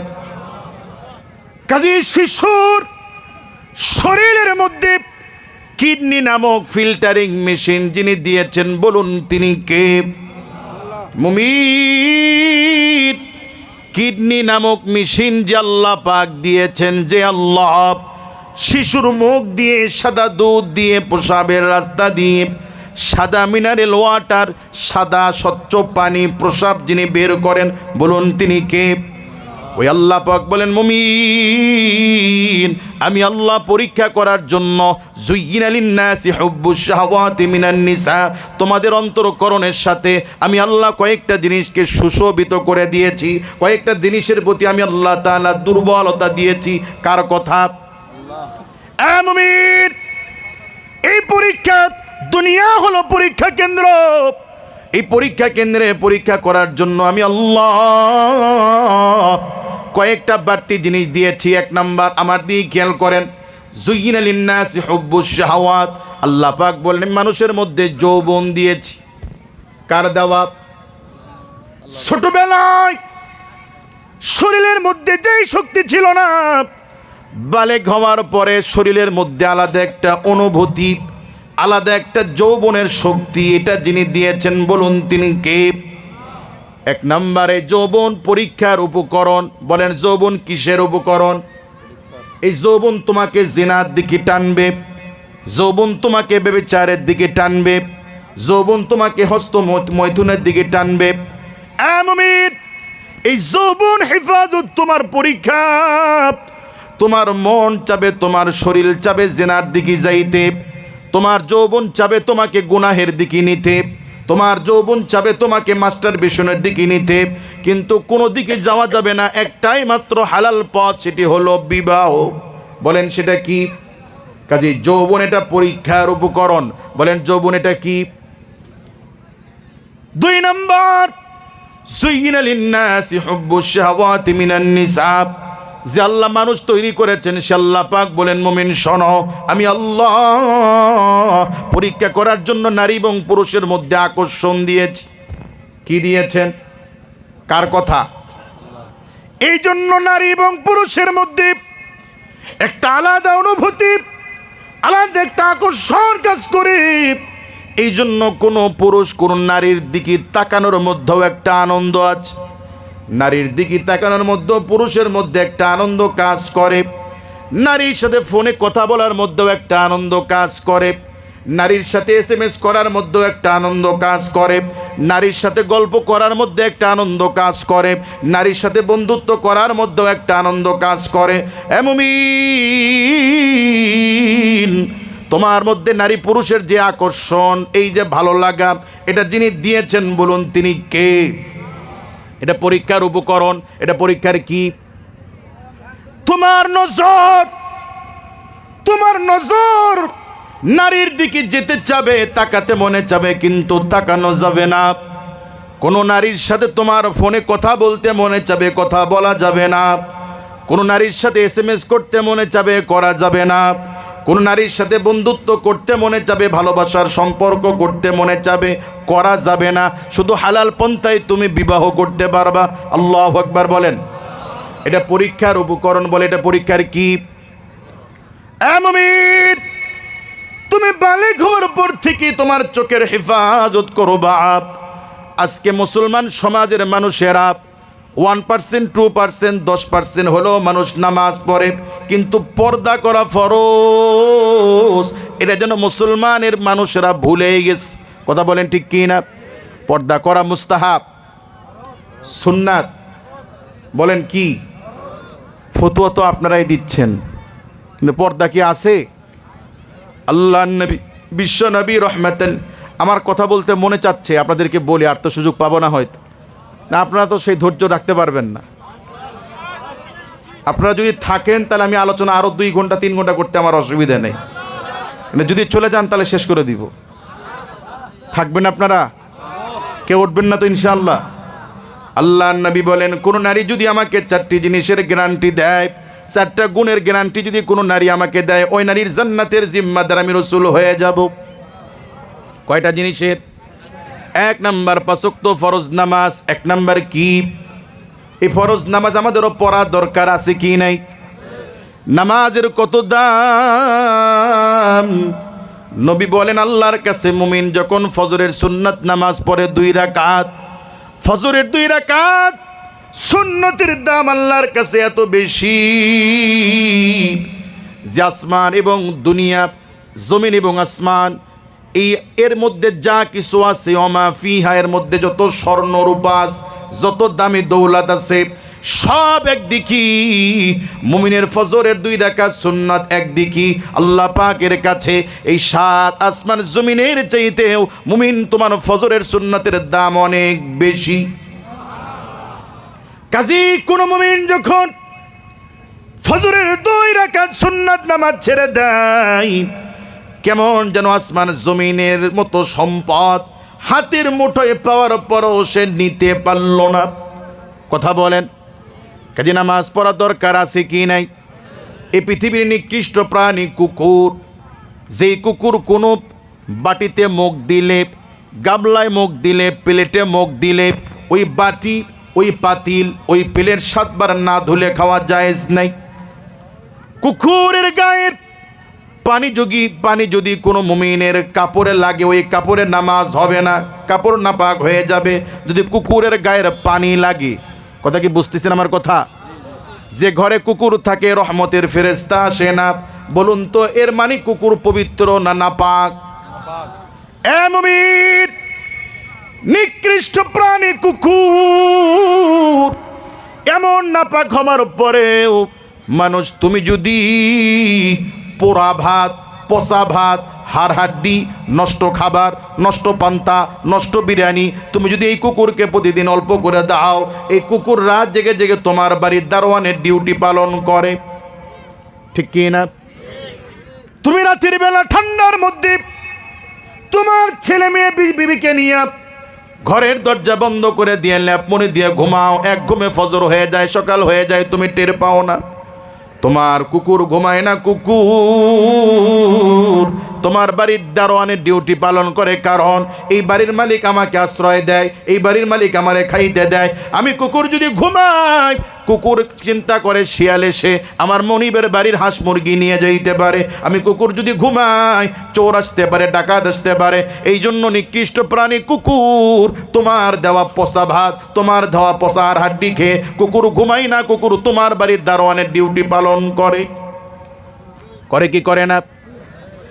মুমিন, এই জমিনের নিকৃষ্ট প্রাণী কুকুর তোমার দেওয়া পচা ভাত, তোমার দেওয়া হাড়হাড্ডি খেয়ে যদি তোমার বাড়ির দারোয়ানের ডিউটি পালন করতে পারে, মুমিন তুমি আল্লাহর সৃষ্ট জীব হওয়ার পরে, আল্লাহর দেওয়া এত নিয়ামত খাওয়ার পরে, আল্লাহর দেওয়া এত মুরগি খাওয়ার পরে, এত গরুর গোশত খাওয়ার পরে, গরুর দুধ খাওয়ার পরে, এত কিছু খাওয়ার পরে মুমিন তুমি যদি আল্লাহর জন্য নামাজ পড়তে না পারো, আসলে কেমন যেন তুমি কুকুরের চাইতেও বড় অধম, অকৃতজ্ঞ।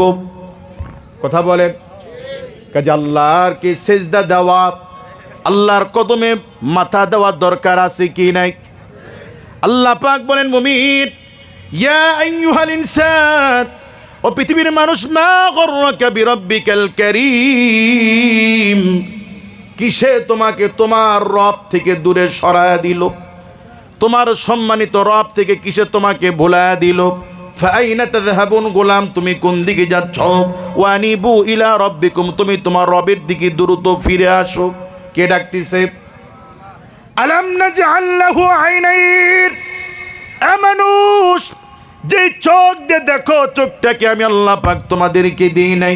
ওয়ালিসানাও ওয়া শাফাতাইন, যে জবান দিয়ে দেখো, যে জবান দিয়ে কথা বলো, এই জবানটাকে আমি তোমাদেরকে দিই নাই।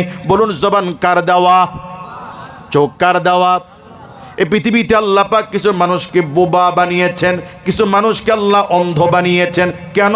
যাতে সুস্থ মানুষরা শিক্ষা লাভ করতে পারে। আল্লাহ পাক আমার মতো আরেকজন মানুষকে দেয় নাই, আমাকে চোখ দিয়েছেন। আরেকজন মানুষ কথা বলতে পারে না, আল্লাহ আমাকে কথা বলার শক্তি দিয়েছেন। কাজে যে আল্লাহ দয়া করে মায়া করে হাত পা দিলেন, জবান দিলেন, ওই আল্লাহর প্রতি কৃতজ্ঞতা হয়ে ওই আল্লাহকে সিজদা দেওয়ার দরকার আছে কি নাই?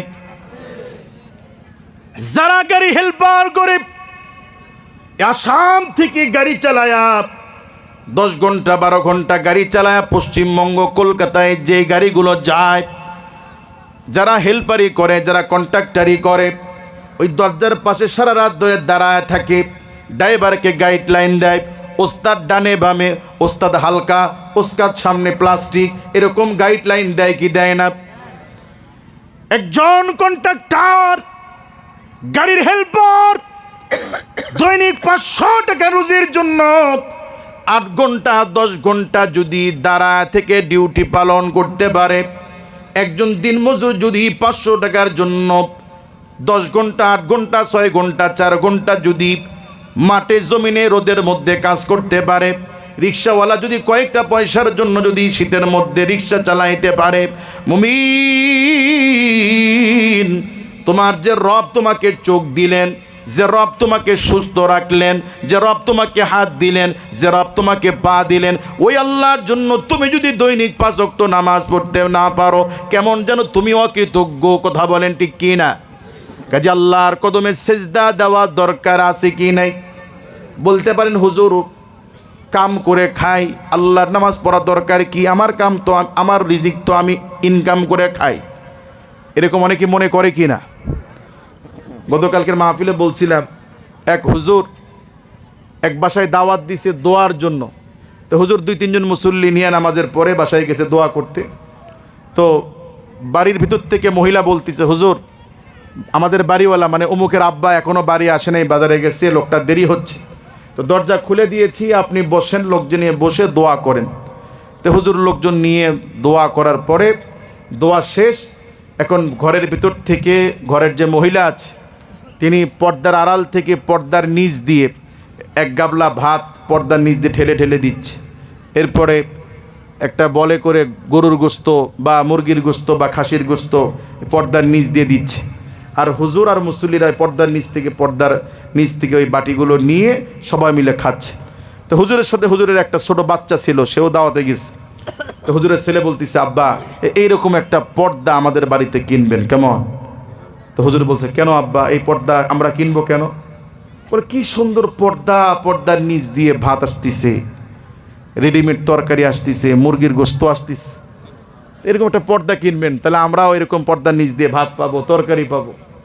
তো হুজুর বলতেছে, বেটা এই ভাত তরকারি তো পর্দায় দেয় না, পর্দার উপরে একজন মহিলা আছে, মানুষ আছে, আমরা তো দেখি না। ভাত কে আর এমনি আসে বেটা? ওই মহিলা দিচ্ছে আর আমরা নিচ্ছি।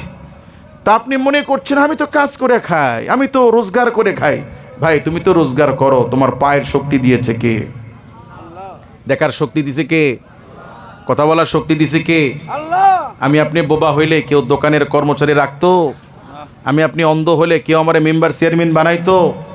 কাজী যে আল্লাহ দয়া করে হাত পা জবান দিয়েছেন, সে আল্লাহরকে সেজদা দেওয়া, সে আল্লাহর দিকে আসা দরকার আছে কি নেই? আমরা সবাই নামাজ পড়বো তো ভাই ইনশাআল্লাহ?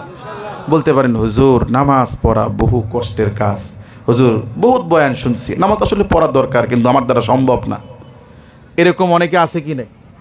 আল্লাহর হস্তে, আল্লাহর হস্তে যত অলসতা লাগুক ভাই, ফরজটা হলেও পড়েন, তাও পড়েন। মসজিদ থেকে বাড়ি দূরে, হুজুর মসজিদ থেকে যেতে, বাসা থেকে মসজিদ যেতে ইচ্ছা করে না, ভাই ঘরে হলেও পড়েন, তাও পড়েন। হুজুর আমার দোকানের ব্যস্ততা বেশি, দোকান থুয়ে নামাজের সময় মসজিদে যাওয়া সম্ভব না, ভাই দোকানে হলেও পড়েন, তাও পড়েন। হুজুর সারাদিন ব্যবসা করে সন্ধ্যাবেলায় দুপুর সময় বাড়ি যাই, পেটে থাকে ক্ষুধা, শরীরে দুর্বল, যে আগে খাইতে বসি, খাওয়ার পরে শরীর ছেড়ে দেয়, খাওয়ার পরে আর নামাজ পড়ার ধৈর্য থাকে না। ভাই জোহরের নামাজকে আপনি 10 রাকাত মনে করার কারণে পুরাটাই ছেড়ে দিচ্ছেন, পুরাটাই পড়তেছেন না। কিন্তু জোহরের এই 10 রাকাত না পড়ার পুরাটার শাস্তি কি সমান? অর্থাৎ ফরজ না পড়লে যে শাস্তি, সুন্নত না পড়ার কি একই শাস্তি? কথা বলেন না। কিন্তু আপনি জোহরকে 10 রাকাত মনে করার কারণে পুরাটাই বাদ দিচ্ছেন। ভাই তোমার যত অলসতা লাগুক, আল্লাহর হস্তে ফরজটা শুরু করো, তাও পড়ো। সারা দিনে 17 রাকাত ফরজ নামাজ। কত রাকাত? ফজরের 2, জোহরের 4, আসরের 4, মাগরিবের 3, এশার 4, মোট কত হলো? যত অলসতা লাগুক এই 17 রাকাত নামাজকে আমরা পড়তে পারবো না? কথা বলেন না একটু? যত কষ্ট হোক 17 রাকাত পড়তে পারবো না ইনশাআল্লাহ? কালকে আবার সমালোচনা করেন না যে বাংলাদেশ থেকে এক হুজুর আসছিল, মানুষটা চুরি শিখে গেছে, সুন্নত লাগবে না। আমি কি বলছি সুন্নত লাগবে না? যিনি একেবারেই পড়েন না, তিনি ফরজটা শুরু করেন, তাও পড়েন। আল্লাহ আমাদেরকে তৌফিক দান করুন। নবী সাল্লাল্লাহু আলাইহি সাল্লাম বলেছেন, যে নারী আমাকে 4টি জিনিসের গ্যারান্টি দিবে, তার 1 নাম্বার 5 ওয়াক্ত ফরজ নামাজ। 1 নাম্বার কি? সবাই পড়বো না ইনশাআল্লাহ? 2 নাম্বার রমাদান মাসের রোজা, রমাদান মাসের আলহামদুলিল্লাহ আমার রোজা রাখি। 3 নাম্বার আসেন নারীর পর্দা। 3 নাম্বার কি? কথা বলে, আমার সাথে কথা বলতে হবে। 3 নাম্বার কি? পর্দা। দেখুন আল্লাহ পাক পর্দা কেন ফরজ করেছেন, ছোট্ট 2টা কারণ দেখায় আপনাদেরকে, আমার দিকে লক্ষ্য করেন। কচ্ছপ থাকে পানিতে, আর ডিম পারে শুকনায়। ডিম পারে কোথায়? যেই কচ্ছপগুলো নদী নালাতে থাকে, মহাসমুদ্রে থাকে, এরা পানিতে থাকে বটে, কিন্তু যখন ডিম পাড়ার সময় হয় তখন এরা এই নদীর কিনারায় বালি চরে এসে পা দিয়ে খুঁড়ে এটা গর্ত করে করে ডিম পাড়ে। ডিম পাড়ার পরে এই ডিম যেন কেউ নষ্ট না করে, কেউ যেন না খেয়ে ফেলে, কেউ যেন না ভেঙে ফেলে, এই জন্য পা দিয়ে বালি দিয়ে আবার এই ডিমগুলো ঢেকে দেয়। দেওয়ার পরে সে তার জীবনের নিরাপত্তাকে নিশ্চিত করে দূর থেকে সে ওই ডিমের দিকে, যেখানে সে ডিম লুকায় রাখছে, ওই দিকে তাকায় থাকে। তার চোখের আলোক রশ্মিতে, চোখের পাওয়ারের রেতে ডিম ফুটে ডিমে তা হয়ে ডিম থেকে বাচ্চা বের হয়ে আসে। সুবহানাল্লাহ বলবেন না? হাঁস মুরগি ডিমে তা দেয় ডিমের উপরে বসে থেকে, আর কচ্ছপ ডিমের উপর বসে থাকে না। ওই দূর থেকে নিজের জীবনে নিরাপত্তা নিশ্চিত করে দূর থেকে ওই ডিমের দিকে তাকায় থাকে, তার চোখের আলোক রশ্মিতে ডিম ফুটে ডিম থেকে বাচ্চা বের হয়ে আসে। আপনাদেরকে প্রশ্ন করি, বলুন তো কচ্ছপের চোখের পাওয়ার যদি এত বেশি হয়, মানুষের চোখের পাওয়ার কম না বেশি? সবাই বলেন। এই যে বেশি বলছেন, এটা অনেকে বুঝে বলছেন, অনেকে না বুঝে বলছেন। কিন্তু ইসলাম কি বলে? রাসূল সাল্লাল্লাহু আলাইহি ওয়াসাল্লাম বলেছেন, মানুষের বদনজর এত ভয়াবহ, এত মারাত্মক যে মানুষের বদনজর গাছের ফল নষ্ট করতে পারে। মানুষের বদনজর গরুর ওলানের দুধকে বন্ধ করে দিতে পারে। যেই গরুর দুধ হতো দৈনিক 10 সের, এখন এমন কি হয়েছে হঠাৎ করে এখন আধা সের দুধও বের হয় না। এমনটা হয় কি হয় না? মানুষের বদনজরে সুস্থ বাচ্চা অসুস্থ হতে পারে। মানুষের বদনজর মানুষকে কবর পর্যন্ত পৌঁছায় দিতে পারে। কাজী রাসূল সাল্লাল্লাহু আলাইহি ওয়াসাল্লাম বলেছেন, তোমরা যখন সুন্দর যে কোনো কিছু দেখবা তখন বলবা মাশাআল্লাহ। একটা গাছের ফল অনেক ধরেছে, কেউ যদি মন্তব্য করে হায় রে কত ফল ধরছে, ব্যাস মানুষের এই এতটুকু কথাই বদনজরে গাছের ফল নষ্ট হতে পারে। এই জন্য বেশি ফল দেখলে কি বলতে হবে? মাশাআল্লাহ। ছোট্ট বাচ্চা খুব নাদুস নুদুস সুন্দর দেখতে, হায় কত সুন্দর বাচ্চা, ব্যাস এই আপনার একটা মন্তব্য বাচ্চাকে অসুস্থ করে দেওয়ার জন্য যথেষ্ট। এই জন্য রাসূল বলছেন মাশাআল্লাহ বলতে হবে। কি বলতে হবে? ভাই পরের সুন্দরী বউ দেখে যদি বলেন মাশাআল্লাহ বলা যাবে? হারাম জিনিস দেখে মাশাআল্লাহ সুবহানাল্লাহ বললে গুনাহ হবে। আর্জেন্টিনা জিতে গেছে, ব্রাজিল জিতে গেছে, আলহামদুলিল্লাহ বলা যাবে? হারাম জিনিসের ক্ষেত্রে সুবহানাল্লাহ আলহামদুলিল্লাহ এগুলো বলা যাবে না। আমার দিকে খেয়াল করেন, একজন মানুষ একটা শিশুকে দেখছে, মন্তব্য করছে হাই কত সুন্দর বাচ্চা। একজন মানুষ গাছের ফল দেখছে, প্রশংসা করেছে, হাই কত ফল ধরছে। তাতেই যদি ফল নষ্ট হতে পারে, তাতেই যদি গরুর দুধের ওলানের দুধ বন্ধ হয়ে যেতে পারে, তাতে যদি সুস্থ বাচ্চা অসুস্থ হতে পারে, বলুন তো এই বাচ্চা দেখার সময়, গাছের ফল দেখার সময় ভেতরে কোনো খারাপ উদ্দেশ্য ছিল? কোনো খারাপ উদ্দেশ্য নাই।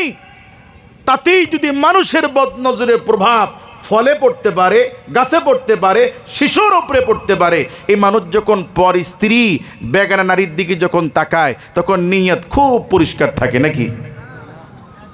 আপনি দিবালোকে সবার সামনে কাপড় উঠায়া বাথরুম করতে বসবেন যে আমার মন খুব পরিষ্কার, এরকম করা যাবে?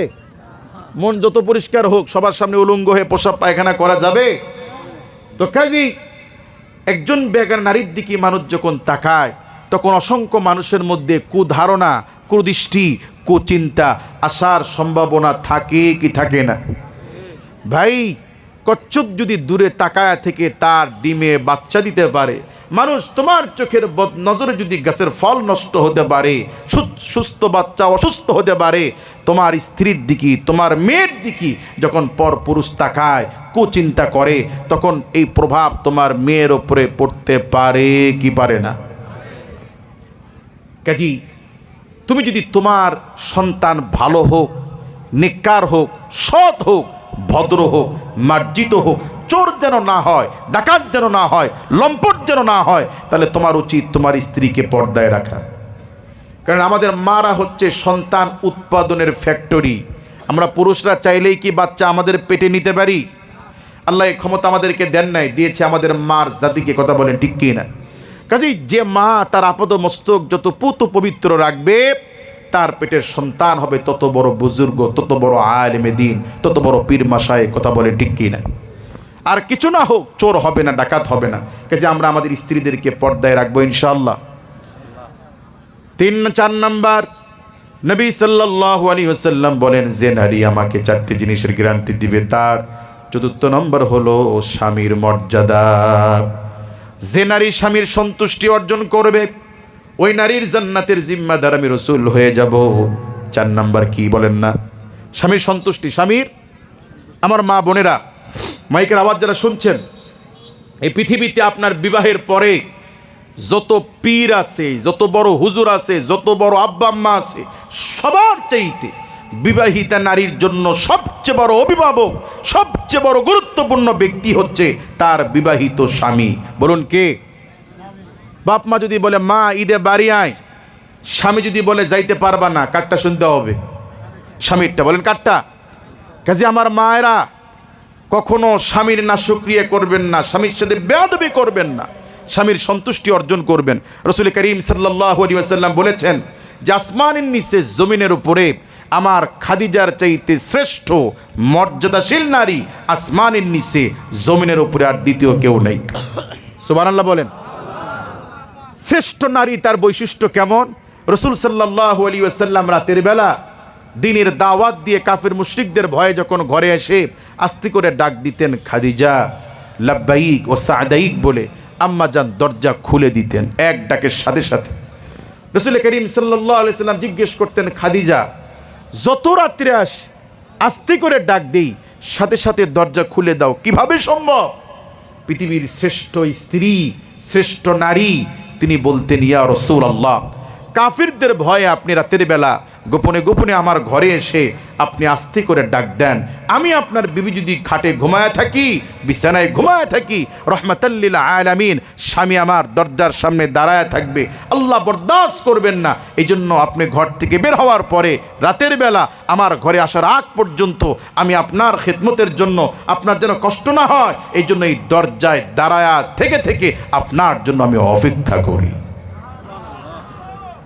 আজকে যারা হজ বা উমরায় যায়, জাবালে নূর গারে হেরায় ওঠার জন্য এখন সিঁড়ি হয়েছে, প্রায় 1300 সিঁড়ি বেয়ে জাবালে নূরের গারে হেরাতে উঠতে হয়।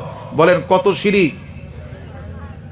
বিজ্ঞানের এই প্রযুক্তির সময় এসে পাথর দিয়ে সিঁড়ি করা হয়েছে, 1300 সিঁড়ি বেয়ে উঠতে হয়।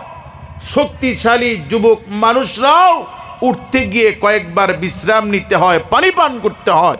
অথচ 1500 বছর আগে যেই সময় সিঁড়ি ছিল না, 40 ঊর্ধ্ব একজন স্ত্রী তার স্বামীর জন্য খাবার নিয়ে ওই গারে হেরাতে পৌঁছে দিত। মাঝে মাঝে জিবরাইল আলাইহিস সালাম এসে বলতেন, ইয়া রাসূলুল্লাহ, একটু পরেই একজন মহিষী নারী আপনার জন্য খাবার নিয়ে আসবেন, আল্লাহ পাক তাকে সালাম দিয়েছেন, তিনি আসলে আমি জিবরাইলের সালামও তাকে পৌঁছে দিবেন। এমনি পৃথিবীর শ্রেষ্ঠ নারী তারা হন নাই। কাজে আমার মায়েরা স্বামীর ইজ্জত করবেন, কদর করবেন। রসুল বলছেন যে আমি যদি পৃথিবীর কোনো মানুষকে সেজদার অনুমতি দিতাম, তাহলে স্ত্রীদেরকে বলতাম স্বামীকে সেজদা দেওয়ার জন্য। যেহেতু মানুষকে সেজদা দেওয়া ইসলামে হারাম, কাজে আমি সেজদা দিতে বলি না। তার মানে একজন স্ত্রীর কাছে স্বামী কত গুরুত্বপূর্ণ ব্যক্তিত্ব হলে আল্লাহ তাআলার রসুল এত গভীরভাবে গুরুত্ব দিতে পারেন। কথা বলেন ঠিক কি না? কাজে আমার মারা খবরদার স্বামীকে কষ্ট দিবেন না, বেয়াদবি করবেন না।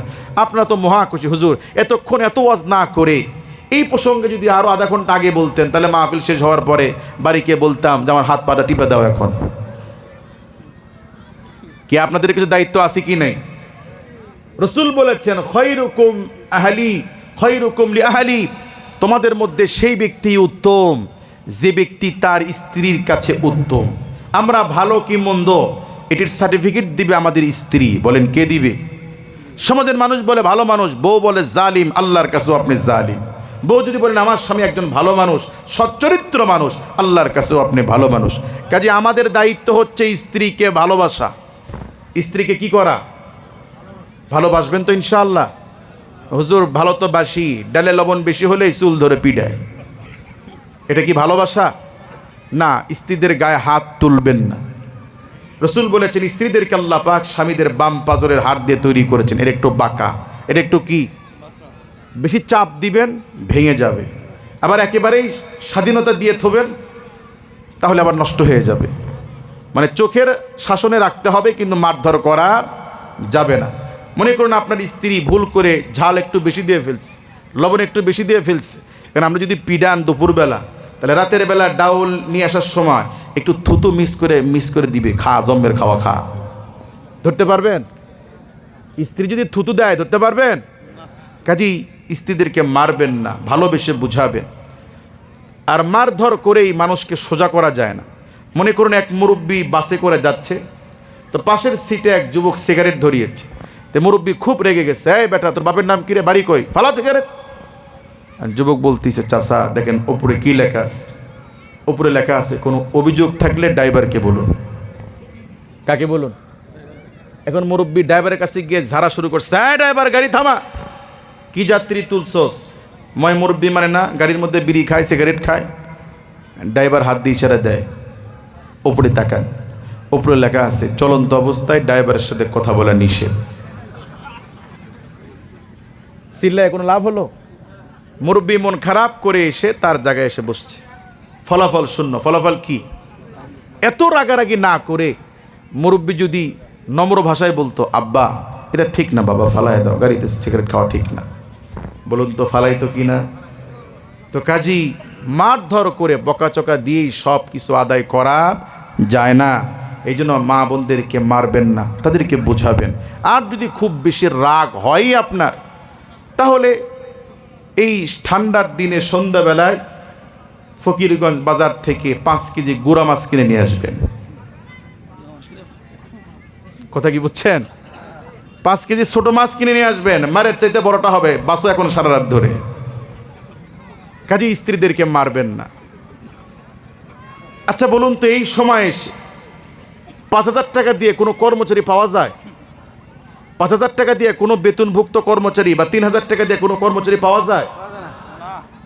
আপনাদের স্ত্রীরা সারাদিন যে পরিমাণ খাটে, রান্না করে দেওয়া, ঘর বাড়ি ঝাড়ু দেওয়া, সন্তানের গোসল করে দেওয়া, কাপড় চোপড় পরিষ্কার করা, যদি 3,000 টাকা করেও যদি স্ত্রীদেরকে বেতন দিতেন, তো যেই ব্যক্তি 40 বছর 50 বছর সংসার করেন, কয় লক্ষ টাকা বেতন দেওয়া লাগতো? কথা বলেন ঠিক কি না? বিনা বেতনে যে স্ত্রী আপনার বাড়িতে এত কাজ করে, সেই স্ত্রীর যত্ন নেওয়া, সেই স্ত্রীকে ভালোবাসার দরকার আছে কি নেই? কাজে আপনারা কেউ মারবেন না, স্ত্রীদেরকে বুঝাবেন। আল্লাহ পাক আমাদের সকলকেই স্বামী স্ত্রী দাম্পত্য জীবন আল্লাহ তাআলা সুখ শান্তি বরকত দিয়ে আল্লাহ ভরে দিন বলে আমিন। আবারও বলছি, যে নারী 4টি জিনিসের গ্যারান্টি দিবে: 1 নম্বর 5 ওয়াক্ত ফরজ নামাজ, 2 নম্বরে রমাদান মাসের রোজা, 3 নম্বরে পর্দা, 4 নম্বরে স্বামীর সন্তুষ্টি। রসুল বলেছেন এই 4টা গুণ যে নারী অর্জন করবে, সে নারীর জান্নাতের জিম্মাদার আমি রসুল হয়ে যাব। সুবহানাল্লাহ বলেন। আর আমাকে একটু সময় দিবেন, একটু পরেই দোয়া করে দেবো ইনশাল্লাহ, কিন্তু কেউ উঠবেন না ইনশাআল্লাহ। আর একটু দেওয়া যাবে ইনশাল্লাহ, অল্প একটু। তাহলে পৃথিবী পরীক্ষা কেন্দ্র, বলেন পৃথিবী কি কার কথা? আর এই পরীক্ষা কেন্দ্রে পরীক্ষা করার জন্য আল্লাহ পাক দিয়েছেন যৌবন। এই পরীক্ষা কেন্দ্রে পরীক্ষা করার জন্য আল্লাহ পাক দিয়েছেন নারী পুরুষের আকর্ষণ।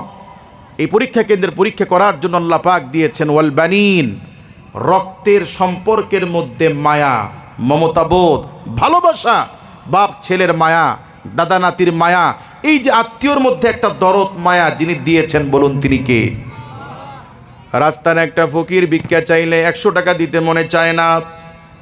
নিজের নাতি অসুস্থ হলে লক্ষ লক্ষ টাকা খরচ করতে মানুষের দিলে বাজে না। কিসের আকর্ষণে, কিসের দুর্বলতায় একজন মানুষ নিজের পরিবারের জন্য, নিজের ছেলের জন্য, নিজের মেয়ের জন্য, নাতিপুতির জন্য লক্ষ লক্ষ টাকা খরচ করে। মুমিন, এই মায়া দরদ যিনি দিয়েছেন, বলুন তিনি কে? এই পৃথিবীতে একজন মা সন্তান প্রসব করার সময় যখন নর্মাল ডেলিভারি হয় না, এই বাচ্চার সিজার করার জন্য যখন হসপিটালে নিয়ে যাওয়া হয়, ডাক্তার আল্ট্রাসাউন্ড করে যদি বলে এই বাচ্চা নর্মাল ডেলিভারি হবে না, সিজার লাগবে, সিজার করাটাও দুষ্কর হয়ে যাবে। বাচ্চার পজিশন এমন, এই বাচ্চাকে সিজার করতে গেলে বাচ্চার মা বাঁচবে না, বাচ্চার মাকে বাঁচাইতে গেলে বাচ্চা বাঁচবে না। বলুন তো, ডাক্তার যদি এমন অপশন দেয়, তখন মানুষ কাকে বাঁচাইতে চাবে? মহিলাকে। কথা বলেন ঠিক কি না? কারণ আমাদের মহিলা যদি বাঁচে, আরও বাচ্চা হওয়ার সম্ভাবনা আছে। কাজে সবাই চাবে যেন মহিলা বাঁচে। কথা বলেন ঠিক কি না? কিন্তু ওই মা যদি শোনে যে আমি বাঁচতে বাচ্চা বাঁচবে না, দুনিয়ার সব মারা ডাক্তারকে বলবে, ডাক্তার গো আমার যা হয় হোক, কিন্তু আমার কলিজার টুকরা সন্তানের যেন কিছুই না হয়। কথা বলেন ঠিক কি না? তাহলে কোন মায়ায়, কিসের মমতা বলে? মুমিন, তোমার মা তোমাকে না দেখার পরেও এখনো পৃথিবীতে আসো নাই, তারপরও তোমার মা তোমার জন্য মরতে চায়, নিজের জীবন দিতে চায়, তোমাকে বাঁচাইতে চায়। মার দিলের মধ্যে তোমার মায়া, মার দিলের মধ্যে তোমার মমতা বোধ, বলুন তো যিনি দিয়েছেন তিনি কে? কাজে আল্লাহ পাক বলেন ওয়াল বানিন, রক্তের সম্পর্কের মায়া, এটা আমি আল্লাহ পাক দিয়েছি। ওয়াল বানিন ওয়াল কানাতিরিল মুকান্তারাতি মিনাল যাহাবি ওয়াল ফিদ্দা, স্বর্ণের উপর মায়া, ধন সম্পদের মায়া, সম্পদের লালস আমি আল্লাহ পাক তোমাদের দিলের মধ্যে দিয়েছি। পৃথিবীতে মানুষ সম্পদের তুষ্ট নয়। কথা বলেন ঠিক কি না? যে মানুষ সম্পদের লোভ লালসা, সন্তানের মায়া দরদ, এগুলো আমি আল্লাহ পাক তোমাদের দিলে দিয়েছি। কে দিয়েছেন? আবার বলি, সন্তানের মায়া দিয়েছেন কে? সম্পদের লোভ দিয়েছেন তিনি কে? এগুলো দেওয়ার পরে আল্লাহ পাক সতর্ক করে বলছেন, ইয়া আইয়ুহাল্লাযীনা আমানু, ও ও ইমানদার গণেরা, দুইটা জিনিস থেকে তোমরা সতর্ক থাকবা। লা তুলহিকুম আমওয়ালুকুম ওয়ালা আওলাদুকুম আন যিকরিল্লাহ। তোমাদের সন্তান, তোমাদের সম্পদ, তোমাদের সম্পদ, তোমাদের সন্তান, এরা যেন আন যিকরিল্লাহ, তোমাদেরকে আল্লাহ তাআলা থেকে দূরে সরায় না নিয়ে যায়, এরা যেন আল্লাহর স্মরণ থেকে তোমাদেরকে না ভুলায় দেয়। সতর্ক করছেন কে? মুমিন, সন্তানের মায়া তোমার দিলে আমি দিয়েছি, কিন্তু সন্তান যদি বায়না ধরে গানের আয়োজন করার জন্য, সন্তান যদি বায়না ধরে আব্বা বোনের বিয়ে উপলক্ষে গানের আয়োজন করতে হবে, বলুন সন্তানের এই বায়না কি পূরণ করা যাবে? সন্তান যদি হারাম জিনিসের বায়না করে, এটা কি পূরণ করা যাবে? কাছে মুমিন, সম্পদের মায়া আমি আল্লাহ পাক দিয়েছি, সন্তানের মায়াও আমি আল্লাহ পাক দিয়েছি, কিন্তু সাবধান, এই দুইটা জিনিস, সম্পদ আর সন্তান, যিকরিল্লাহ, তোমাদেরকে আল্লাহ তাআলা থেকে দূরে না নিয়ে যায়। কাজে এগুলো হচ্ছে পরীক্ষার উপকরণ। বলুন এগুলো কি? এই আয়াতের পরে অংশে আল্লাহ পাক বলেন, শোনো মুমিনেরা, ওয়ানফিকু মিম্মা রাযাকনাকুম, তোমরা বেশি বেশি দান করো যেই টাকা, যেই রিজিক আমি তোমাদেরকে দিয়েছি। বলেন জায়গা জমি সম্পদ দিয়েছেন কে? আমি আমার বাবার ঘরে এসেছি, আপনি আপনার বাবার ঘরে এসেছেন, এই বাবাকে আপনি নির্ধারণ করেছেন না আল্লাহ পাক নির্ধারণ করেছেন? মুমিন, আপনি আপনার বাবার ঘরে আসার কারণে জন্মসূত্রে 5 লাখ 10 লাখ 20 লাখ টাকার জমির মালিক হয়েছেন। আল্লাহ পাক যদি চাইতো, যার ঘর নাই বাড়ি নাই রাস্তায় ঘুমায়, যে ব্যক্তি বস্তিখানায় থাকে, যে ব্যক্তি টিনের চালে থাকে, যে ব্যক্তি খোলা আকাশের নিচে ঘুমায়, আল্লাহ পাক চাইলে তোমাকে এমন পরিবারে আল্লাহ পাঠাইতে পারতেন কি না? বলেন পারতেন কি না? কাজে আল্লাহ পাক বলে, মুমিন শোনো, তোমরা, তোমাদেরকে আমি আল্লাহ যে রিজিক দিয়েছি, এই রিজিক মৃত্যুর আগে যত বেশি পারো তুমি তোমার জন্য দান করো। মৃত্যু আসার আগে ওয়ানফিকু মিম্মা রাযাকনাকুম মিন ক্বাবলি আন ইয়াতি আহাদাকুমুল মাউত, মৃত্যু আসার আগে যত বেশি পারো তোমরা দান করো, কারণ যেটা দান করবা এটা তোমার, যা রেখে যাবা সব দখল। বলেন সব কি? আজকে যেই জমি আমার বলে দাবি করি, যেই জমি আজকে নিজের বলে দাবি করি, 300 বছর আগে এই জমি কার ছিল? আমরা বলতে পারি। 300 বছর পরে আপনি মুসল্লি কবরে চলে যাবেন, নতুন একজন দাবি করবে তার বাড়ি তার জমি, ঠিক কি না? কাজে আল্লাহ পাক বলেন, মুমিন শোনো, মৃত্যু আসার আগে যত বেশি পারো তুমি তোমার জন্য দান করো, কারণ যেটা দান করবা এটাই তোমার, এটাই তোমার, যা রেখে যাবা সব দখল। বলেন সব কি? কাজে মুমিন, তোমাদের মৃত্যুর সময় যত মানুষ পৃথিবীর থেকে চলে যায়, মরার সময় মানুষ আল্লাহর কাছে সময় চেয়ে বলে, ফায়াকুলু, তারা বলে, রব্বি, আয় আমার রব, লাউলা আখরতানি ইলা আজালিন করিব, আল্লাহ আমাকে একটুখানি সময় দেন, ফাআসাদদাক ওয়া আকুম মিনাস সালিহিন, আল্লাহ মৃত্যুর আগে আমি একটু দান করতে চাই। মরার সময় মানুষ আল্লাহর কাছে দান করতে চায়। কি করতে চায়? আল্লাহ পাক বলে, মুমিন শোনো, ওয়ালা ইউআখিরুল্লাহু নাফসান ইযা জাআ আজালুহা, মৃত্যুর সময় যত কান্নাকাটি করো, একটু দান করার সময় চাও, আমি আল্লাহ 1 সেকেন্ড হায়াত আর কাউকে দিব না। কাজে মৃত্যু আসার আগে যত বেশি পারো দান করো, যেটা দান করবা এটাই তোমার। এটাই কি? ওয়া আকরিদুল্লাহ করদান হাসান, আল্লাহ কোরআনে বলেন, যারা আল্লাহর রাস্তায় দান করে তারা কেমন যেন আল্লাহকে করজে হাসানা দেয়, আল্লাহকে ঋণ দেয়, আল্লাহ তাআলাকে হাওলাত দেয়। মৃত্যুর পরে আল্লাহ পাক কম পক্ষে 10 গুণ দিবেন। কয় গুণ দিবেন? কাজে আমাদের পরকালের জান্নাতে যাওয়ার জন্য, নেকির পাল্লা ভারী করার জন্য আমাদের কিছু নেকি নেওয়া দরকার আছে কি নাই? কাজে আল্লাহ পাক বলেন, বেশি বেশি দান করো। আমাদের দান করা দরকার আছে কি নাই? বলে হুজুর, পরকালে কবে মরবো, কবে হাসর হবে, কবে 10 গুণ পাবো, নগদ কিছু আছে? হ্যাঁ, আল্লাহ তাআলা রাসূল বলেছেন, সাদাকাতু তারুদ্দুল বালা, দান করলে আল্লাহ পাক বিপদ আপদ থেকে আল্লাহ তাআলা হেফাজত করবেন। সুবহানাল্লাহ বলেন। কাজে আমি আশা করব নবীর ঘর মাদ্রাসায় আপনারা সবাই স্বতঃস্ফূর্ত নিজের জন্য দান করবেন, মুরব্বীদের জন্য দান করবেন। আপনাদের আব্বা আম্মা কবরে শুয়ে আছে, আজকের এই মাহফিলের দিন প্রত্যেকের বাড়িতে কম বেশি রান্না হয়েছে, গরুর গোশত, মুরগির গোশত রান্না হয়েছে। কত ভাইয়ের আব্বা আম্মা কবরে শুয়ে আছে, একটা লোকমা ভাত, একটা গোস্তের টুকরা কি মা বাবাকে খাওয়ানোর সুযোগ আছে? পারবো আমরা চাইলে? যাদের আব্বা আম্মা কবরে চলে গেছে আব্বা আম্মাকে খাওয়াইতে পারবো? বিশ্বাস করুন, তাদেরকে খাওয়াইতে পারলে, খাওয়ালে যত খুশি হতো, তার চেয়ে তারা বেশি খুশি হবে যদি তাদের জন্য, নাজাতের জন্য আপনি দান করেন। আজকে আপনি আপনার আব্বার জন্য দান করবেন, আপনার ছেলেকে দিয়ে আল্লাহ আপনার মৃত্যুর পরে দান করানোর সুযোগ করে দিবে। আজকে আপনি আপনার মুরব্বির জন্য দান করবেন না, আপনার জন্য আপনার ছেলে মেয়ে করবে না। কাজী ভাই, ক্ষণস্থায়ী দুনিয়ায় পৃথিবীতে কত মানুষ এসেছিল, চলে গেছে, আমাদেরও যাওয়া লাগবে কি না? ছোটবেলায় যে সেলুনে চুল কেটেছি সেই সেলুনওয়ালা নাই, ছোটবেলায় যে বক্তার ওয়াজ শুনেছি সেই বক্তা নাই, ছোটবেলায় যে বাজারে দোকানদারের কাছ থেকে বাজার নিয়েছি সেই বাজারওয়ালা নাই। কাজে একদিন আমরাও থাকবো না। কাজী আল্লাহ পাক বলেন, শোনো মানুষেরা, মৃত্যুর আগে যত বেশি পারো দান করো। কাজী আল্লাহর রাস্তায় নিজের পরকালে নাজাতের জন্য দান করা দরকার আছে কি নাই? নবীর জামানায় একজন ব্যক্তি, ছোট্ট বাচ্চা, এতিম বাচ্চা, নবী সাল্লাল্লাহু আলাইহি ওয়াসাল্লামের সামনে এসে বলছে, ইয়া রাসূলুল্লাহ, আমি এতিম, আমার আব্বা নাই, আমার আব্বা মারা গিয়েছে। ইয়া রাসূলুল্লাহ, আমার একটা প্রতিবেশী আছে, নাম আবু লুবাবা। ব্যক্তিটা মুনাফিক ব্যক্তি। নাম কি বলুন তো? আবু লুবাবা। বলেন কি নাম? ইয়া রাসূলুল্লাহ, ওই আবু লুবাবার আমার বাড়ির পাশে একটা বাগান আছে, ওই বাগানের অনেকগুলো গাছের মধ্যে একটা গাছ আমার সীমানার মধ্যে পড়েছে। নবীজি, আমি আমার জায়গার মধ্যে আমি একটা সীমানা দিতে চাই, প্রাচীর দিতে চাই, দেওয়াল দিতে চাই, কিন্তু আমার প্রতিবেশী ওই খেজুর গাছের জন্য দিতে পারি না। নবীজি, আমি তাকে একাধিকবার বলেছি গাছ কাটার জন্য, জালিম গাছ কাটে না।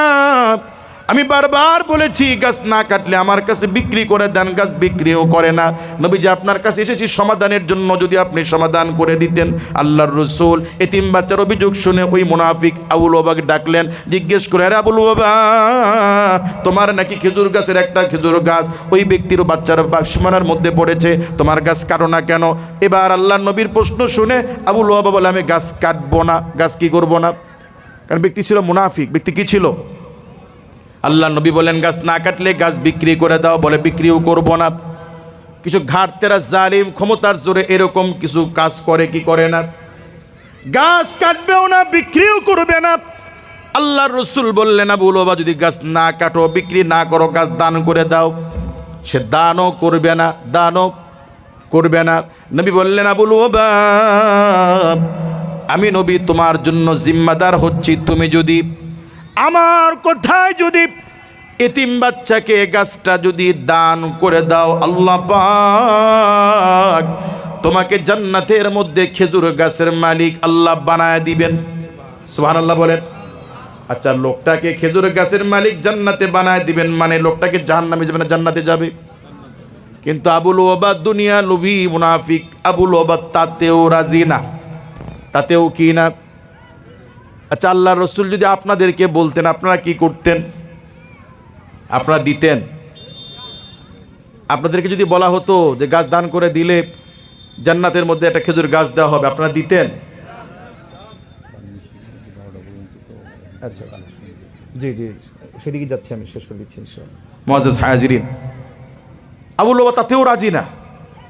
হাদিস বর্ণনাকারী সাহাবী রাসূলের খাদিম আনাস ইবনে মালিক রাদিয়াল্লাহু তাআলা আনহু বলেন, ওই মজলিসের মধ্যে একজন ধনী সাহাবী বসা ছিলেন, যার নাম ছিল আবু দাহদা রাদিয়াল্লাহু তাআলা আনহু। বলেন কি নাম? এই আবু দাহদা রাদিয়াল্লাহু তাআলা আনহু বলেন, ইয়া রাসূলুল্লাহ, মুনাফিক আবু লুবাবা তো গাছ দিতে চাচ্ছে না। রসুল, আপনি তার ক্ষেত্রে যেই পুরস্কার ঘোষণা করেছেন, গাছটা আমি যদি কিনে নিয়ে তাকে দান করে দিই এতিম বাচ্চাকে, তাহলে আমার ক্ষেত্রেও কি এই পুরস্কার প্রযোজ্য থাকবে? আমার জন্য কি জান্নাতে খেজুর গাছের মালিকানা থাকবে?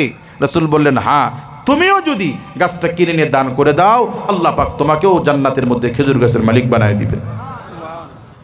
হাদিস বর্ণনাকারী সাহাবী আনাস রাদিয়াল্লাহু তাআলা আনহু বলেন, এই কথা শোনার পরে হযরত আবু দাহদা রাদিয়াল্লাহু তাআলা আনহু মুনাফিক আবু লুবাবাকে বললেন, আবু লুবাবা শোনো, মদিনাতুল মুনাওয়ারায় আমার 600 গাছ সহ বিশাল একটা খেজুরের বাগান আছে। গাছের সংখ্যা কত? আবু লুবাবা, আমি আমার এই 600 গাছ সহ পুরো বাগান যদি তোমাকে দিয়ে দিই, বলো আবু লুবাবা তুমি কি তোমার ওই একটা গাছ দিবা? দুনিয়া লোভী আবু লুবাবা রাজি হয়ে গেছে, হ্যাঁ তাহলে আমি রাজি। জাতে মাতাল তালে ঠিক। মুনাফিকদের কাছে দুনিয়ার সম্পদই বড় সম্পদ, কথা বলেন ঠিক কি না? হাদিস বর্ণনাকারী সাহাবী বলেন ওই একটা গাছ 600 গাছের বিনিময়ে কিনে নিয়ে রসুলের সামনে এতিম বাচ্চাকে হযরত আবু দাহদা রাদিয়াল্লাহু তাআলা আনহু হাদিয়া দিয়ে দিলেন। আচ্ছা বলুন তো, যেই সাহাবী 600 গাছ সহ পুরো বাগানের বিনিময়ে একটা গাছ কিনে নিয়ে রসুলের সামনে এতিম বাচ্চাকে দান করে দিলেন, এই সাহাবী মনে হয় জ্ঞান বুদ্ধি ছিল না। জ্ঞান বুদ্ধি থাকলে কেউ এরকম 600 গাছ দিয়ে একটা গাছ কিনে এটা দান করে? বলেন তারা জিতছে না ঠকছে? বলেন জিতছে না ঠকছে? কাজে তারা যদি এরকম জিততে পারে, আমাদেরও জিতা দরকার আছে কি নেই? রসুল সাল্লাল্লাহু আলাইহি ওয়াসাল্লাম আম্মাজান খাদিজা রাদিয়াল্লাহু তাআলাকে বিয়ে করার পরে আম্মাজানের সব সম্পদ, ব্যবসা বাণিজ্যের সব সম্পদ আল্লাহ রসুলকে দিয়েছেন। রসুল আপনার যা খুশি আপনি তাই করতে পারেন, সব কিছু আজ থেকে আপনার। রসুল কি চাইলে এগুলো পুঞ্জীবিত করে সুখে শান্তিতে থাকতে পারতেন না? কিন্তু রসুল এই সম্পদকে নিজের জন্য পুঞ্জীবিত করে রাখাকে পছন্দ করেন নাই, দুহাতে তিনি দান করে দিয়েছেন আর্তমানবতার সেবায়।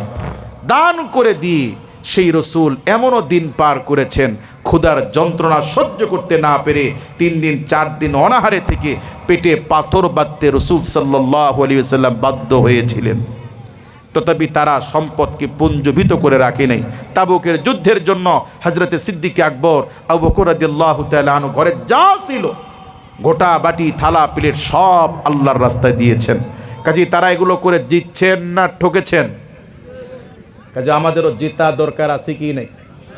আমি আশা করব 10-এর লাঠি 1-এর বোঝা। এই যে আজকে 2জন বাচ্চা হেফজ শেষ করে পাগড়ি নিয়েছে, এটা আপনাদের একটা নাজাতের একটা জরিয়া, কথা বলেন ঠিক কি না? এই 2টা বাচ্চা যদি জান্নাতে যায়, তাহলে যারা এই মাদ্রাসা করেছেন, যারা জমি জমা দিয়েছেন, যারা দান করে এই মাদ্রাসা প্রতিষ্ঠা করেছেন, তারাও এই নেকির ভাগীদার হবেন, কথা বলেন ঠিক কি না? কাজেই আমাদের সকলের এই মাদ্রাসার সাথে সম্পর্ক রাখার, পরকালে নাজাতের জন্য একটা রাস্তা তৈরি করার দরকার আছে কি নেই? এই জন্য আমি আশা করব 10-এর লাঠি 1-এর বোঝা। এখন কেউ উঠবেন না, একটু পরে দোয়া হবে ইনশাআল্লাহ। আমি প্রতীক মুসাফির আশা করব আপনারা আপনাদের নিজেদের নাজাতের জন্য, আপনাদের মুরব্বীদের নাজাতের জন্য কমপক্ষে 500 হলেও যে যা পারেন, নগদ পারলে নগদ, বাকি নগদ আনেন নাই বাকি লেখাবেন। আমি আশা করব আপনারা সবাই কম বেশি দিবেন। এখন আমি আশা করব কয়েকজন ভাই যদি 10,000 টাকা দিতেন, তাহলে আমি প্রতীক মুসাফির আপনাদের জন্য খাস করে দোয়া করতাম। মনে করেন আপনি দান না, আপনি আল্লাহর কাছে জমা রাখতেছেন, আল্লাহ আপনার মৃত্যুর পরে ওপারে দিবে। আমরা ব্যাংকে টাকা রাখি কি রাখি না? রাখি। ব্যাংকে টাকা রাখি, টাকা আমার কাছে থাকে না, ব্যাংকে থাকে, কিন্তু আমি মনে করি যে এটা আমারই আছে, ঠিক কি না? ঠিক তদ্রূপ যাদের সামর্থ্য আছে, আপনার সামর্থ্য অনুযায়ী বেশি বেশি আল্লাহর অ্যাকাউন্টে রাখার চেষ্টা করেন। এটা আপনার নষ্ট হবে না। আল্লাহ না করুন যদি আজকে মরে যান, আপনি কালকে ওপরে পাবেন, তাও কমপক্ষে আল্লাহ 10 গুণ দিবেন। সুবহানাল্লাহ বলেন। জি, মেহেরবানি করে কয়েকজন মুরব্বী, শিক্ষাবিদ, রাজনীতিবিদ, কিছু ব্যবসায়ী ভাই যদি বলতেন, হুজুর আমি আমার আব্বা আম্মার নাজাতের জন্য 10,000 টাকা, এর বেশি কেউ যদি পারেন যে হুজুর আমি আমার নাজাতের জন্য 10,000 টাকা 20,000 টাকা আমি নবীর ঘর মাদ্রাসায় দিব, আছেন কেউ? মাশাআল্লাহ, কত আছে এখানে? জনাব রফিকুল ইসলাম হাজী সাহেব, তিনি দিয়েছেন 10,000 টাকা নগদ। জোরে বলি মারহাবা, লিল্লাহে তাকবীর। রব্বুল আলামিন আলহাজ রফিকুল ইসলাম সাহেব 10,000 টাকা আল্লাহ দান করেছে। আল্লাহ দান কবুল করেন, মঞ্জুর করেন, নেক হায়াত দারাজ করেন। আল্লাহ হাদি সাহেবের নেক হায়াত দারাজ করে দেন। আল্লাহ ওনার আয় রোজগারে বরকত দান করেন। মুরব্বীরা যারা মারা গেছে, আল্লাহ কবরগুলি জান্নাতের বাগিচা বানায় দেন। আমরা বলি আমিন। আমাদের জনাব এমপি সাহেব, এমএলএ, বিধায়ক, তিনি দিয়েছেন নগদ 10,000 টাকা। জোরে বলি মারহাবা, লিল্লাহে তাকবীর। রব্বুল আলামিন এমএলএ সাহেবের দান কি কবুল করেন, মঞ্জুর করেন। আয় আল্লাহ দানের উসিলায় স্যারের নেক হায়াত দারাজ করে দেন। আল্লাহ রোজগারে বরকত দান করে দেন। আল্লাহ সকল প্রকার বিপদ আপদ থেকে আল্লাহ আপনি হেফাজত করেন। আল্লাহ ওনার ময় মুরব্বী যারা ইন্তিকাল করেছে আল্লাহ তাদের ওসিলায় মুরব্বীদের কবরগুলি জান্নাতের বাগিচা বানায় দেন, আমিন। আর কয়েকজন ভাই, হুজুর আমি 10,000 টাকা আব্বা আম্মার জন্য দিব, আপনি আল্লাহর অ্যাকাউন্টে জমা রাখতেছেন, আল্লাহ আপনাকে কমপক্ষে 10 গুণ দিবেন। বলেন ভাই, আল্লাহ আল্লাহ আল্লাহ। আছেন ভাই কোনো রাজনীতিবিদ, কোনো চাকরিজীবী, কোনো ব্যবসায়ী ভাই আব্বা আম্মার জন্য, নিজের নাজাতের জন্য, পরকালে নাজাতের জন্য 10,000